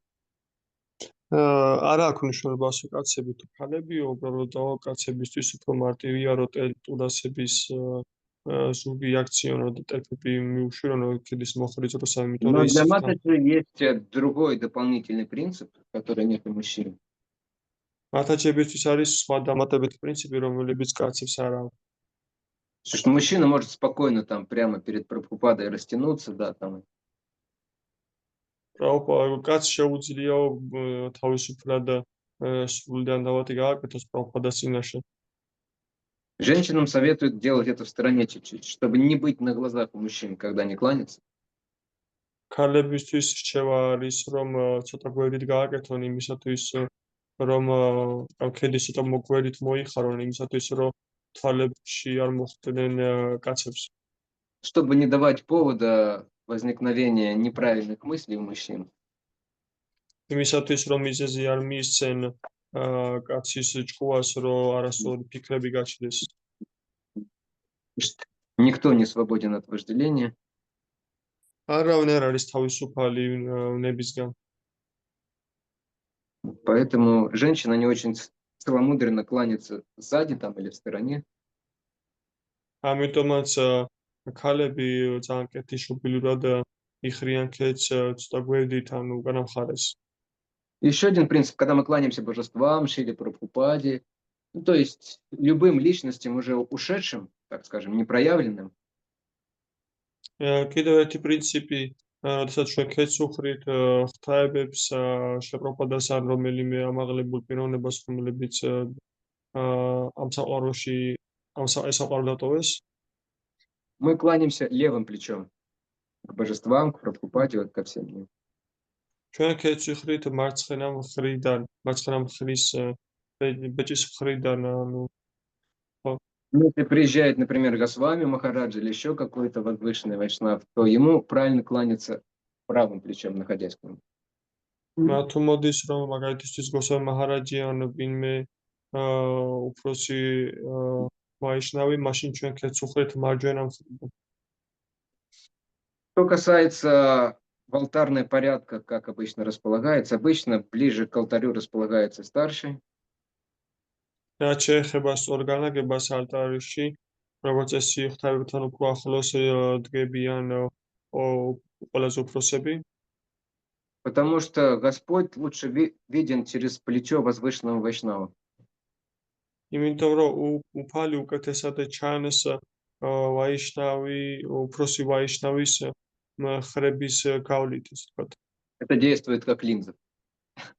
ეს მოქმედებს როგორც ლინზა. А если мы оказываемся вперед старших, это действует как линза наоборот. და თუ ჩვენ უფროსების წინ აღმოჩნდებით, ეს მოქმედებს როგორც ამოტრიალებული უგუმა მოქმედი ლინზა.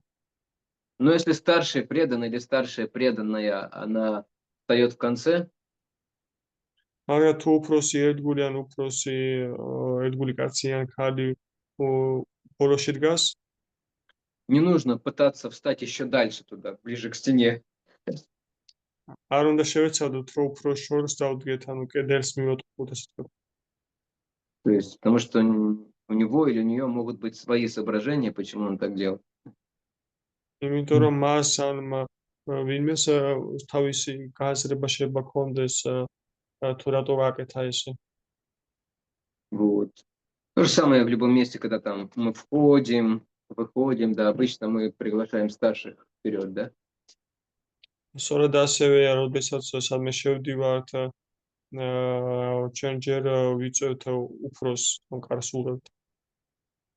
Но когда, например, часто здесь по этим ступенькам поднимаешься, там, и тебя пропускает вперед, то это не очень хорошо, потому что ты чувствуешь спиной Раджагуну, младших преданных, которые торопятся куда-то, а ты не можешь так быстро. არა ხშირად როდესაც აქ სიტყვაზე წინ გიშვებენო, კიბეებზეო შენ უკანა მხარეს ზოგის მხრიდანო უცროსი ერთგულის რაჯაგუნას გრძნობაო, რომ სადღაც ეჩქარებაო ძალიან. Поэтому мы предлагаем старшим, вот, пожалуйста, пройдите. Но если он говорит, нет, давай ты, то не нужно тут начинать спор. Как есть одно произведение у Чехова, писателя русского.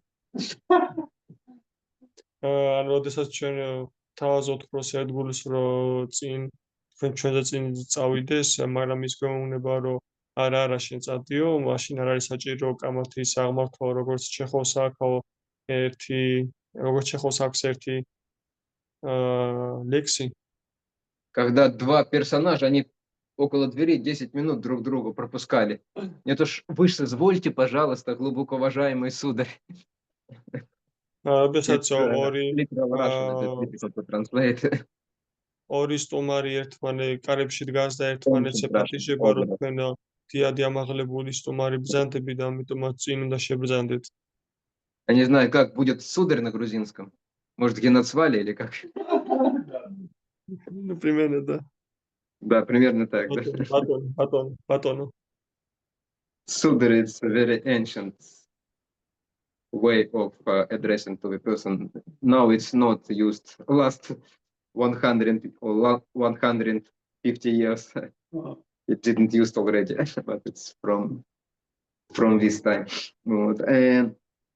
То есть, и поэтому не нужно такие концерты со старшими устраивать. Если старший сказал идти вперед, то нужно идти вперед, да? ამიტომაც საჭირო არ არის ესეთი კონცერტების მოწყობა უფროსების წინაშე, თუ უფროსებმა გითხრეს, რომ წინ წავდი, მაშინ წინ წახვიდე. Потому что в какой-то момент старший может не выдержать и сказать, ну ты что такой болван? იმიტომ რომ რაღაცა მეჩი შეიძლება უფროსა ესე თქვა და ამოასხაზა უთხრა და რა ხარ ესეთი სულელიო. Ваша вера в старшего преданного разрушится, наверное. Но, как я сказал, как исправлять преданных и как ругать преданных, мы будем обсуждать не сегодня. მაგრამ როგორ უნდა შევუსწოროთ ერთგულებსთან, როგორ უნდა გავკითხოთ ერთგულები, ჩვენ ცოტა ხანი შემდეგ ვისაუბროთ, დღეს არა. То есть это, я думаю, более-менее вам понятно. მე ვფიქრობ, რომ ეს მეტნაკლებად თქვენთვის გასაგებია.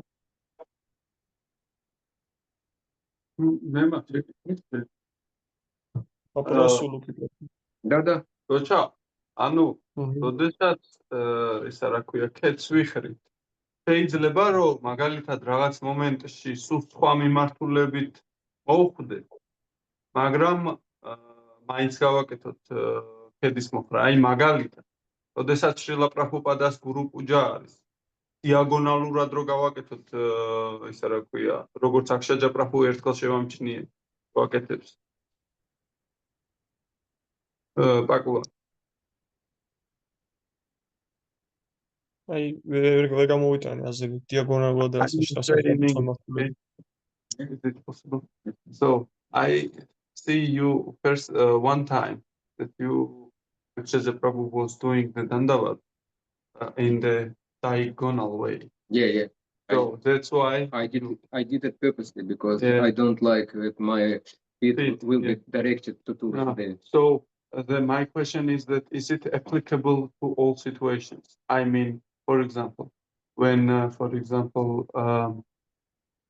deities Mhm. are in this side, and I have to bow down from the left side. And is it possible to do, for example, diagonally and any Yeah, direction? if it is necessary, but usually in the case of deity, there is no Yeah, Tulsi there, there is no Srila Prabhupada there. Mhm. Sometimes Indian boys and girls, they came to the temple and they pay obeisances to the deity directly. Yeah. And automatically their feet directed to Srila Prabhupada. yeah, It's not good at all. I see. So that's why there is this horizontal Yeah. bow down, say, to not give feet to Yeah. not direct feet to the To older anybody person. who deserves respect, Yeah. who is senior. And my how to say more question is that there is also some other Vaishnavas also. Yeah. So, If it's possible, we try to avoid direct our foods towards any Vaishnava. anyway, But when all temple room is full, yeah, what can you do? And especially in Mayapur, when you come to the Mayapur, especially at the time of festival, it's not just Vaishnava. So many sannyasis, Srila Prabhupada's disciple, and you cannot avoid.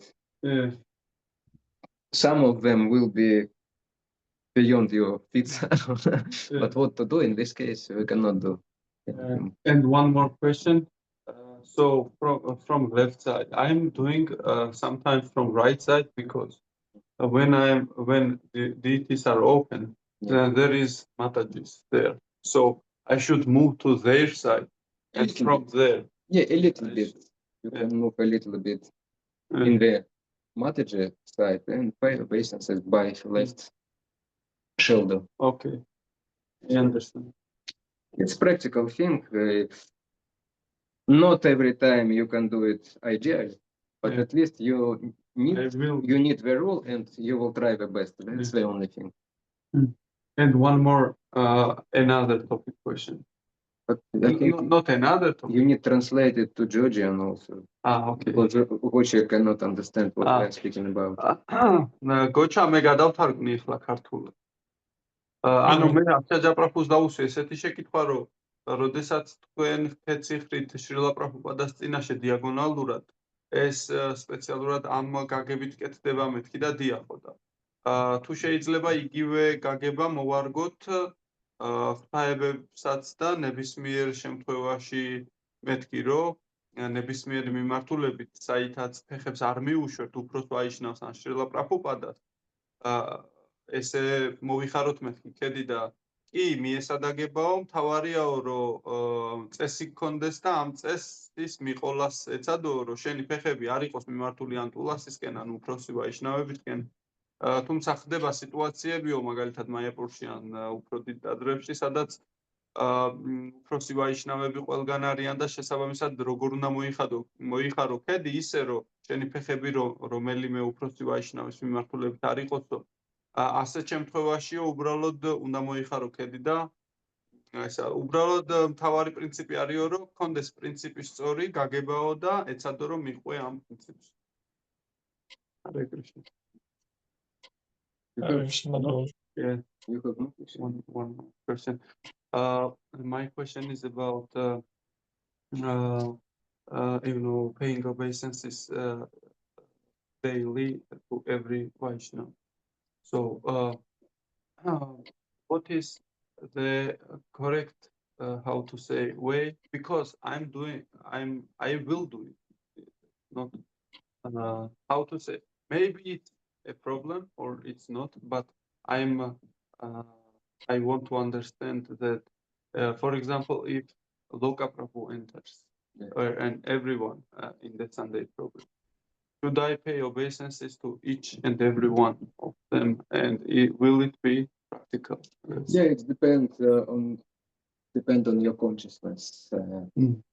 You don't need it just because you heard that it's ideal way, but inside you don't like it.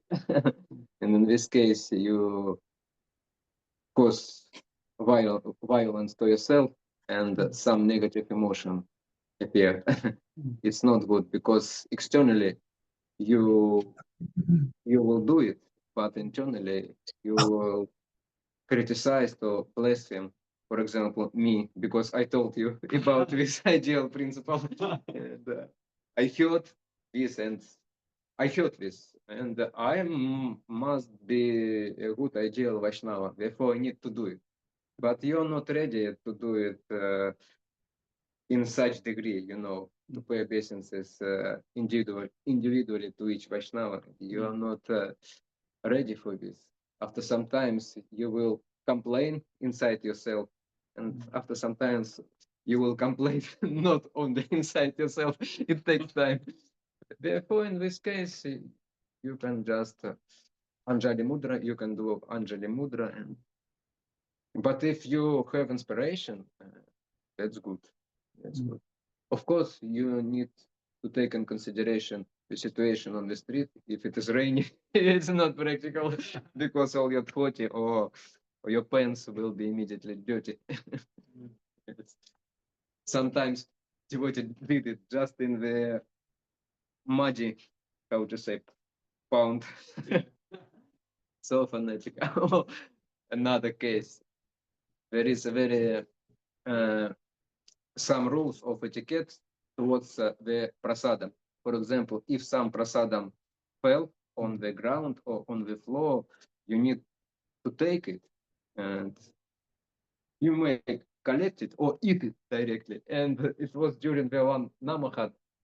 There was some new person, new people, and they were quite intelligent from the good background, cultural background, Western cultural background. And it seems it happened when devotee poured some dal or khichdi on the floor. And one devotee, he hadn't any doubt for even 1 second. He just pay obeisances and starting to eat like cows, You have some basin for cows, and cows and eat it like this. And these people, they were shocked.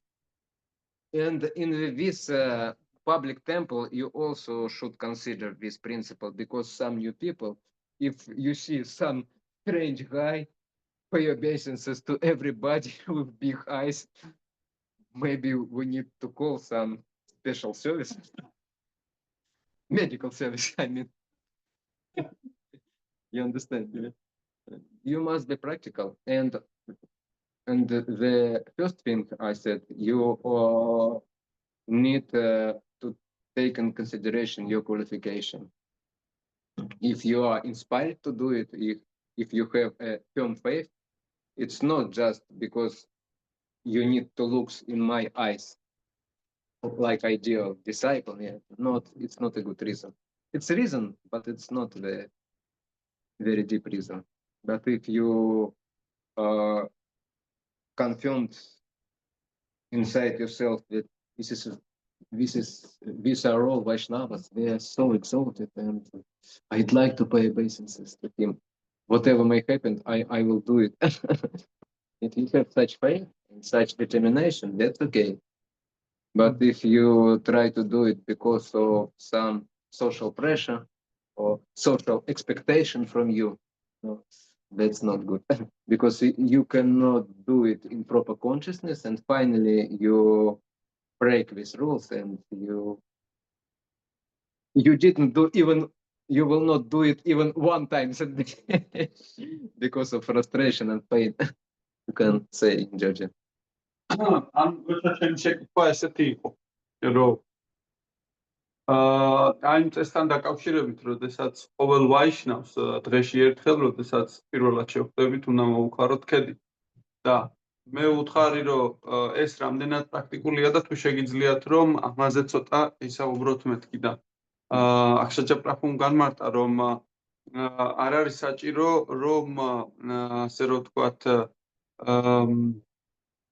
ესე ფანატიკურად გააკეთო ეს, იმიტომ რომ როდესაც მაგალითად სიტყვაზე, ანუ უნდა გაითვალისწინო ყველა ფაქტორი, მაგალითად თუ წვიმს ხო ვერ გააკეთებ და გესურვება ყველაფერი, თუ კი რა ქვია, ანუ პუბლიკაში ხარ და გამოდიან ახალი ხალხი არის ბევრი მოსული და ასე შემდეგ ხედავენ ადამიანს, რომელიც ყოველ ჯერზე ესე იქცევა და იატაკიდან პრასაც ჭამს, ესეთი ისიც არის, რა ქვია. ესეთი წესიც არსებობს, ეს ყველაფერი არ უნდა გააკეთო. თუმცა, თუ კი შენ შინაგანად, ასე რომ ვთქვათ, გრძნობ, რომ ეს ვაიშნავები არიან და მე უნდა მოუხარო მათ ქედი და შინაგანად გაქვს ესეთი მიდრეკილება, მაშინ ეს სხვა შემთხვევაა და ამ დროს ესეც უნდა მოიქცე. რაც არ უნდა მოხდეს, შეგიძლია თქვა, რომ მე ესე მოვიქცევი და ესეც მოიქცე კიდევაც. თუმცა ყოველთვის საჭიროა, რომ შევაფასოთ სიტუაცია სრულად და არა რაღაც ბრმად.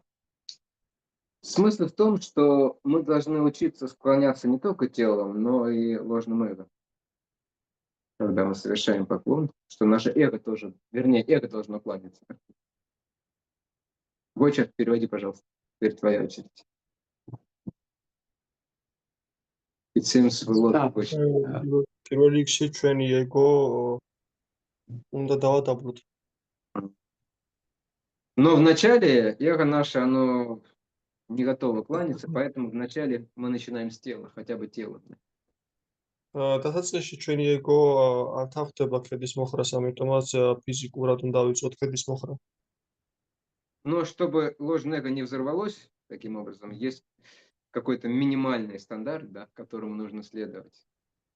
მაგრამ იმისათვის, რომ სრულ ეგო არ აფეთქდეს, ამიტომაც არსებობს მინიმალური სტანდარტი, რომელიც ყველაც აუცილებელია.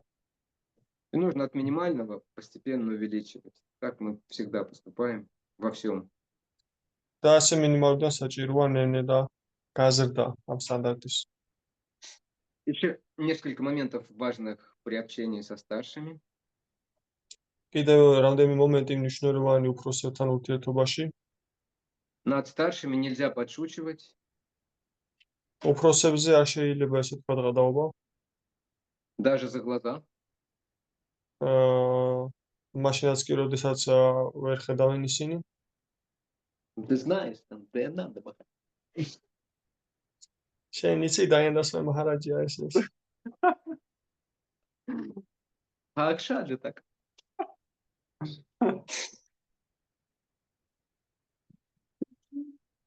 Нельзя старших, не нужно старших учить.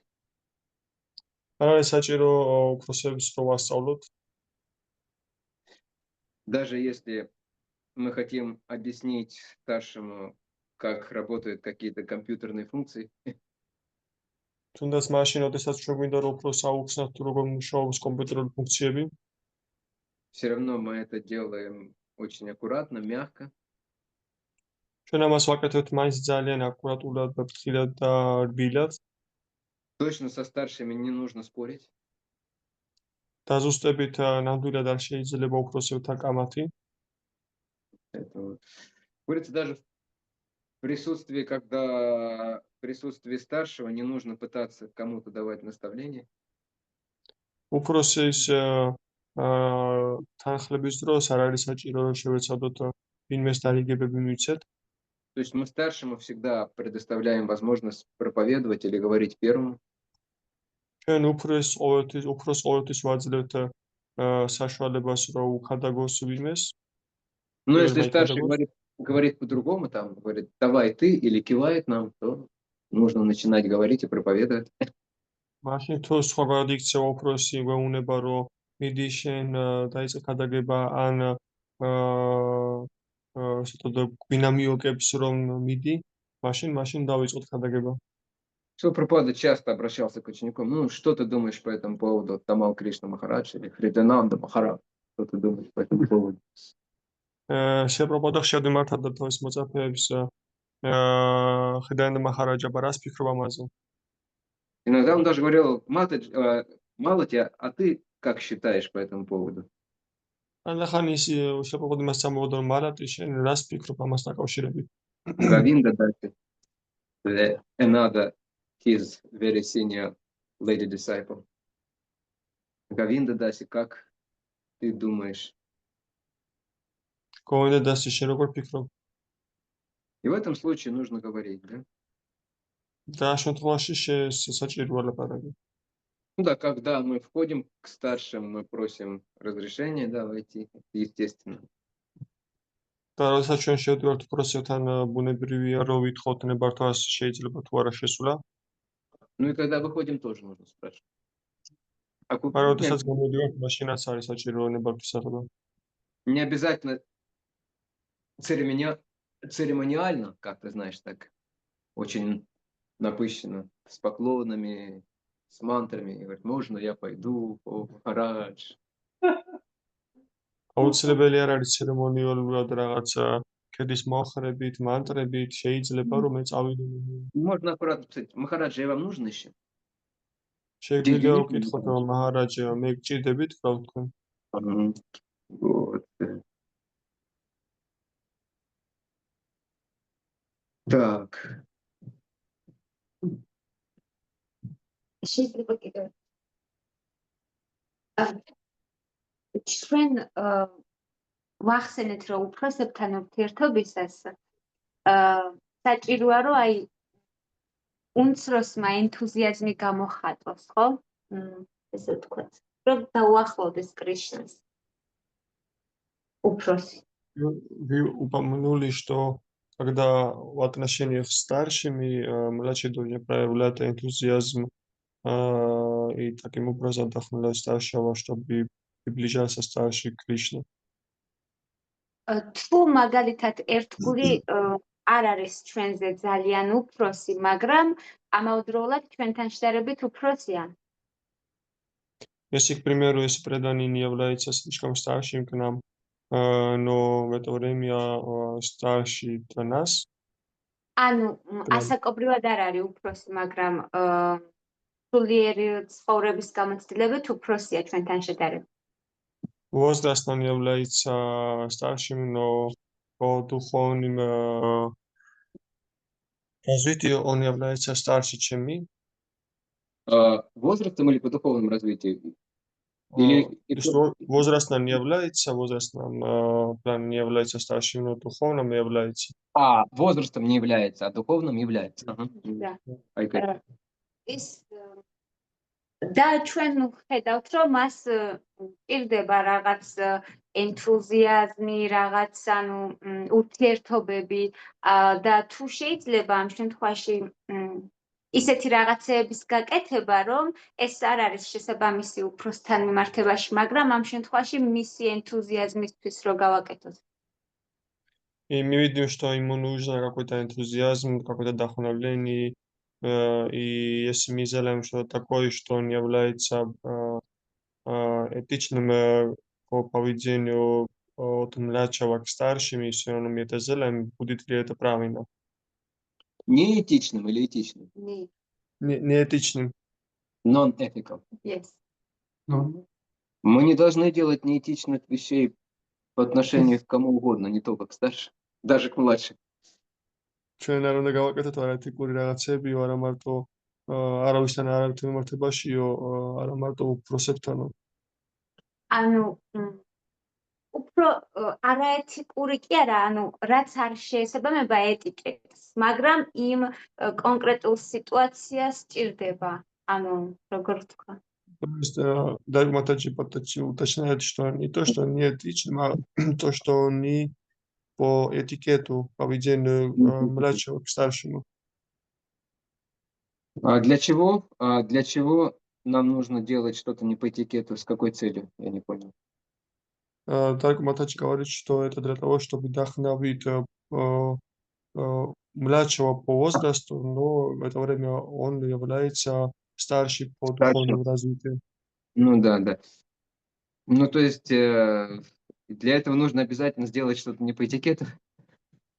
და ამისათვის აუცილებელია, რომ მაინც და მაინც არ ეტიკეტი Без этого никак нельзя. სხვანაირად შეიძლება, No არა, other way. Only you need to ruin etiquette to inspire him. There is no another way. Yeah? კი არის სხვა გზაც შეიძლება ამ შემთხვევაში უფროსთან კონტაქტი ან რაიმე, მაგრამ აი რავი, როცა ვცდილობ რომ დაეხმარო. She means that she thinks that by little, how to say, because of the other person is a little bit older, she thinks that she has to do the same principles as she is doing for the really older ones. And she's doing that because of Little older by age? no, a little older by her saying. She said that the Ravni by Yes. Neshni, no. Senior, Yeah, not senior. older. Senior. Yeah, senior. Now I understand. Yeah. Because older means age. Yeah, I misinterpret. Многое зависит от того, насколько человек нас старше. ეს დამოკიდებულია იმაზე, თუ რამდენად უფროსია თქვენზე ადამიანი. То есть, если старшинство там такой очень, разрыв очень большой, თუ უფროსობაში ძალიან დიდი, ესე თქვა, კვეთა არის, ანუ საზღვარი. нам не нужно пытаться как-то этого старшего вдохновить отдельно сами, да? Самим. ჩვენ არ უნდა შევეცადოთ, რომ რაღაცნაირად мотивация შევმატოთ ამ უფროს, ანუ ჩვენ თვითონ. Что-то Денанда Махарадж сегодня какой-то хмурый, кашляет. Ну-ка я его сейчас вдохновлю-ка я его сейчас. და მაჰარაჯი რაღაც დღეს დაგვეცა, მოწყენილია და ახველებს, მოდი რაღაცნაირად ეხლა სულის კვეთება შევმატებ. Ему приготовили туда, суп приготовили, я туда подошел, туда перчик. სუპი მომზადეს, მე კიდე მივედი და ცეცხლი ჩავყარე. Я сейчас скажу, почему я вам это говорю. მე ეხლა მოგიყვებით თუ რატო გეუნებათო გიყვებით ამას მე ეხლა. Матаджи Марго и вчера преданный готовил, как его, Говинда? Говинда Валаба. Они приготовили сабжи, после которых текли слезы. Но не потому, что это было что-то такое супердуховное. Может быть и было, я не знаю. Переводи, Гоч. გუშინ მათაჯი მარგომ და ვალაფო პრაფუ მომზადეს სუპიო და მის მერე ესეთი ცემლები ზდიოდა თეთგულებს, მაგრამ იმიტომ კი არა რომ რაღაც სულიად ძალიან ამაღლებული შეება ამაღლებული იყო, მე არ გამჩნიოსო, მაგრამ Вот. Я попробовал, я не мог это проглотить, я выплюнул просто столько перца. მე გავსინჯეო და მე ვერ შევძელო გასინჯო, უბრალოდ გადაფუთხა მომიწიო, იმიტომ რომ ძალიან ბევრი წეკა იყო. Я подумал, почему они столько перца ложили. მე ვიფიქრეო, რატო ჩადესო ამდენი წეკა. А потом я понял. მერე მე მივხვდიო. Потому что последние 2 дня я после всех этих поездок, с Батуми приезда и поездки в Садахлу, я так устал, что у меня было тело полностью полной тамагуни. იმიტომ რომ ბოლო 2 დღე იმიტომ რომ ბათუმიდან მგზავრობის მერე მე სადახლოში მგზავრობის მერე სხეული ძალიან დაღლილი იყო და თლიანად ამაგუნაში იყო ჩაძირული. И вот в среду, просто после лекции утренней, мне хотелось только одного. და მერე სამშაბათსაო ლექციის შემდეგ მხოლოდ ერთი რამ მინდოდაო. Просто лечь и весь день лежать. დავწოლილი ყავ და თელი თო წოლილი ყავიო. Но когда я попробовал этих сабжи, როდესაც მე სამში მოსიჯეო. какой-то. ვიგზენიო ესო. Потому что тамас лучше всего выбивается раджасом. იმიტომ тамასი ყველაზე კარგად ესე თქვა და განიდევნება რაჯასით. Чтобы избавиться от тамаса с помощью благости, это требуется много времени, потому что благость, она такая постепенная, плавная.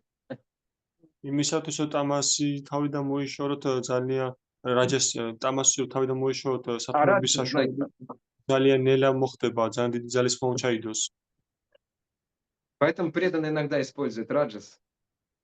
ამიტომაც ერთგულები ხანდახან რაჯას იყენებენ. Например, брамачари раньше, по крайней мере, если они чувствовали, что они засыпают во время джапы, ამიტომაც ბრამაჩარები ადრე ყოველ შემთხვევაში, როდესაც ისინი გრძნობდნენ რომ ჯაპის დროს ეძინებათ, они могут так რაც შეუძლიათ по ესე щекам себе похлопать, да?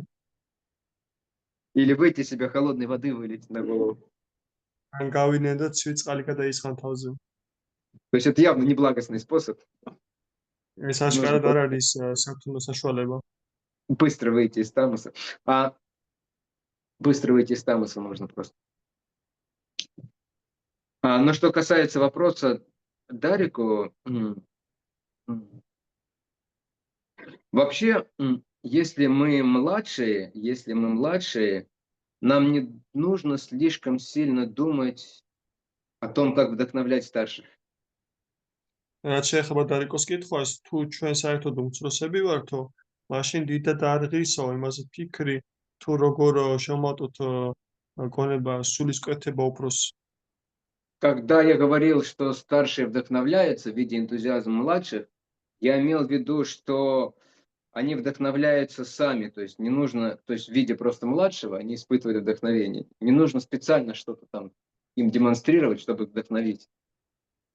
როდესაც მე ვამბობდი იმას, რომ უფროსები, როდესაც ხედავენ უმცროსების ენთუზიაზმს, ისინი სულისკვეთებით ივსებიან, მე ამაში არ გულისხმობ იმას, რომ ჩვენ უმცროსებმა უნდა დავიწყოთ რაღაც საჩვენებად სულისკვეთებად, რომ იმათ ენთუზიაზმს შევმატოთ.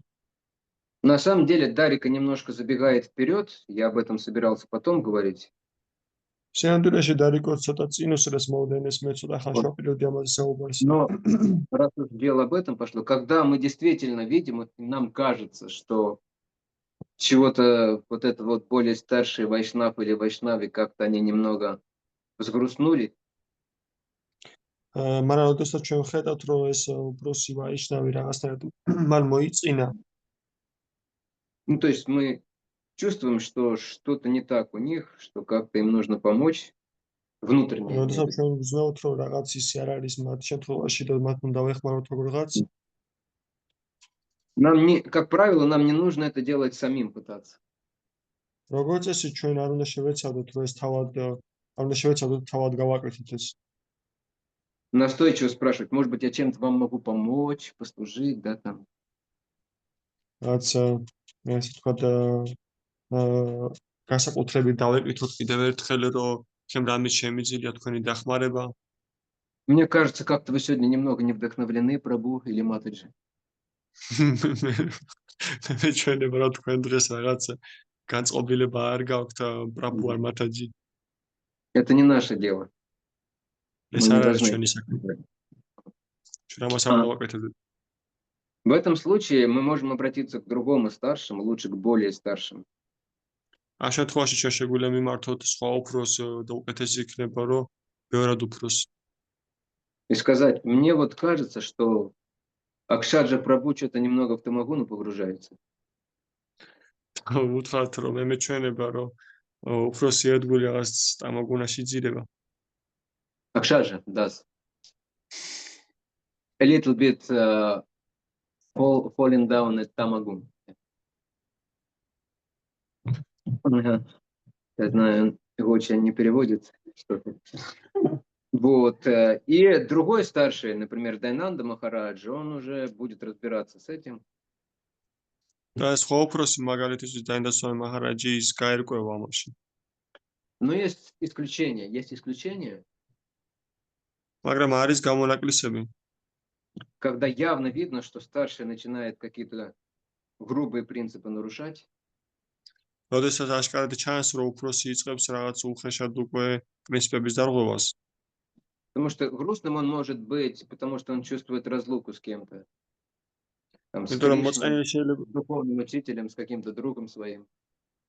მოწყენილი შეიძლება იყოს იმიტომ, რომ ის განშორებას გრძნობს კრიშნასთან, სულ მოძღვართან ან თავის ახლობელ ერთგულთან.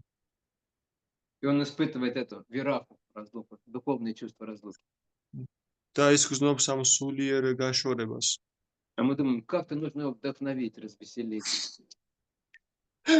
და ჩვენ ვფიქრობთ, რომ რაღაცნაირად სულისკვეთება უნდა შევმატოთ და გავამხიარულოთ. Вот. Аналогичная ситуация была, когда Мадавендра Пури оставлял тело. ანალოგიური სიტუაცია იყო, როდესაც მათავენდრა პურის ხოვურს ტოვებდა. Он постоянно там цитировал стих на санскрите, который говорит о том, что я ничего не достиг в жизни, я разочарован. ის მუდმივად ციტირებდა ლექს სანსკრიტზე, სადაც თქვამია, რომ მე ვერაფერს ვერ მივაღწიე ცხოვრებაში და მე იმედგაცრუებული вар. И его ученик, который был рядом с ним, это Рамачандра Пури Прабху, он был настолько глуп, что он это принял все за материальные эмоции, разочарование. და მისი მოწაფე, რომელიც გვერდით იყო, ის იმდენად სულელი აღმოჩნდა, რომ მალე ეს ყველაფერი მიიღო როგორც მატერიალური ემოციება და იმედგაცრუებად მატერიალური.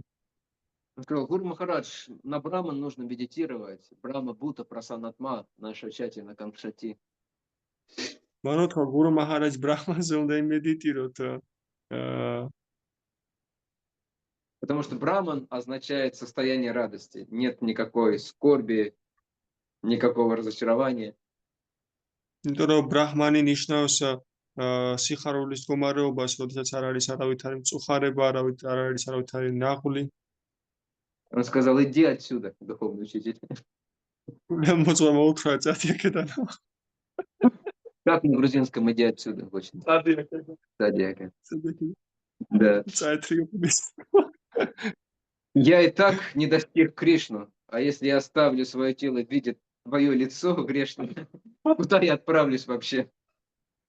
მე ისედაც ვერ მივაღწიე კრიშნას და ეხლა თუ შენი სიცხლის და სხეულის დატოვების დროს შესაძლოა დამინახავ საერთოდ სად გავემგზავრებიო.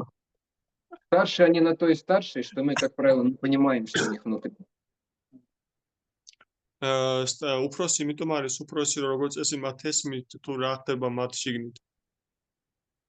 Но если какая-то очевидная вещь уже, да, вот, в которой мы видим, что старший делает что-то не так, მაგრამ თუ არის აიმე უკვე თვალსაჩინო რამ, როდესაც ჩვენ ხედავთ, რომ უფროსი რაღაცას აშკარად არასწორად აკეთებს, тогда мы можем так аккуратно подойти и что-то сказать, как так, Прабху? Это же вообще не по-вайшнавски, зачем вы это делаете? მაშინ ჩვენ შეგვიძლია მივიდეთ და ძალიან ფრთხილად უთხრათ, რომ როგორ პრაბჰუ ეს ხო არ არის ვაიშნაური ეტიკეტის თანახმად, ეს არ ხო რატო აკეთებთ? В шастрах описывается, если ученик, например, видит, когда гуру начинает делать какие-то глупости, შასტრებში აღწერილია, რომ როდესაც მოწაფე ხედავს, რომ გურუ რაღაც სისულელების კეთებას იწყებს, и говорится, что он должен пригласить его в уединенное место, და ნათქვამია, რომ მან უნდა მიიპატიჟოს განსაკუთრებულად კიდეს. отвести в горы წაიყვანოს თებში и там отругать его. და იქ გაკიცხოსო ის. Гуру Махарадж, как так? Это же майя. Зачем вы это делаете? Вы разрушаете там свою жизнь и так далее. გურუ მაჰარაჯი ეს როგორ ეს ხო მაია, თქვენ ხო საკუთარ ცხოვრებას ინგრევთ. Если Гуру Махарадж скажет, да спасибо тебе большое, все, я понял. О, всё, спасибо тебе. გურუ მაჰარაჯი გეტყვით, რომ მადლობაო შენ დიდიო, მე მივხვდიო. Потом они возвращаются, ученик должен продолжать ему служить так же, как он до этого служил, смиренно. შემდეგ ისინი ბრუნდებიან და მოწაფე მისევე თავდაბლად უნდა ემსახუროს მოწაფე, როგორც მანამდე ემსახურებოდა. Но это крайний случай, когда уже очевидно, что какой-то старший преданный начинает делать какую-то ерунду, которая его духовную жизнь разрушает полностью. მაგრამ ეს იშვიათი გამონაკლისებია, როდესაც მოწაფე ხედავს, რომ მისი გურუ რაღაც უკიდურეს რაღაცებს აკეთებს და რაღაცებს აშავებს სერიოზულად, მაშინ შეიძლება. И никого нет рядом, чтобы помочь ему, более старшему. და არავინ არ არის გვერდით, რომ დაეხმაროს მას, ანუ უფროსი. Вот тогда мы можем проявить инициативу и попытаться это сделать. Но очень аккуратно, опять же. აი მაშინ შეგვიძლია, რომ ჩვენ ინიციატივა გამოვიჩინოთ და ძალიან ფრთხილად ეს გავაკეთოთ. Не с чувством радости или злорадства внутри, რაღაც სიხარულით და ესე იგი ესე იგი როდესაც ბოროტული სიხარულით რა. Ну чё, старший, допрыгался? Сейчас я тебя спасать буду. აბა რაო, უფროსო იხტუნაო, საკმარისიო და მიხვედი სადაც საჭირო იყო ეხლა მე შენ გადაგარჩენო. Нет, не с таким настроением. არა, ესეთი გონება გაწყობილებით არაო. Вот, окей, на этом мы остановимся. ამაზე შევჩერდებით ჩვენ. Ну, еще один момент. Например, когда просад раздают, то нужно тоже в первую очередь накладывать старшим. ასევე კიდევ თორმეტი, როდესაც პრასაც ვარიგებთ პირველ რიგში უფროსებს უნდა დაურიგოთ. И на самом деле вы правильно делаете, когда здесь линия, и кто-то из старших приходит, вы приглашаете его пройти вперед. Это правильно. სინამდვილეში თქვენ აქ ვადაკეთეთ, როდესაც რიგი დგება პრასადის აღების დროს და უფროს ეძახით, რომ წინა რიგში ჩადგეს. Но старший, он часто отказывается, потому что он хочет смиренное положение занимать, и это его право. მაგრამ უფროსი ხშირად უარს ამბობს, იმიტომ რომ თავდაბარი მდგომარეობის დაკავებას სურს და ეს მისი უფლებაა. И в этом случае оба правы, и вы, и старший. და შემთხვევაში ორივე თქვენგანი მართალია, თქვენს და უფროსიც. Но бывает так, что у старшего действительно нет времени, тогда он пройдет и возьмет, да.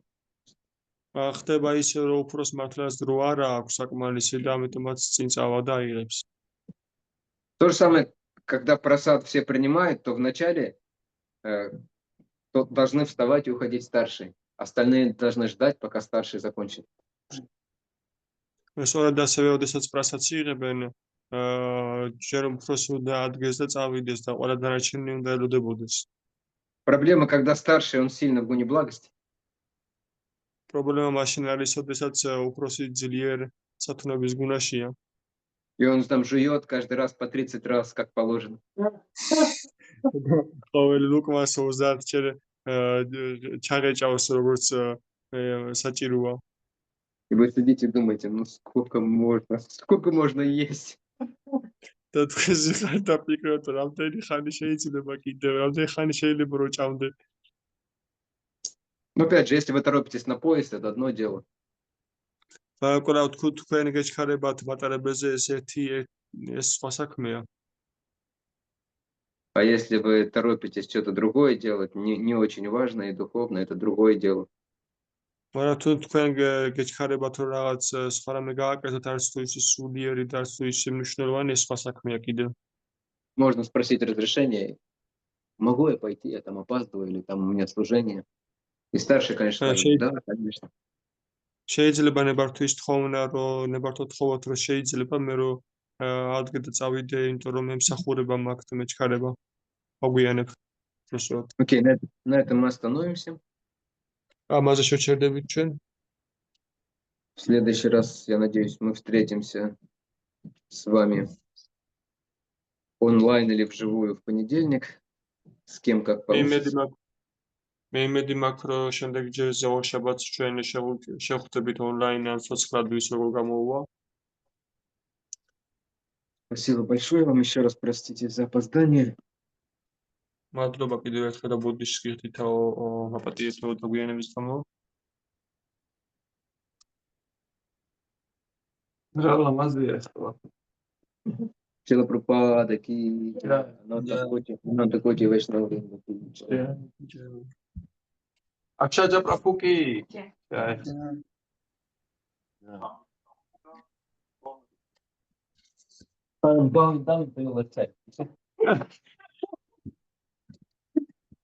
I need to show example immediately.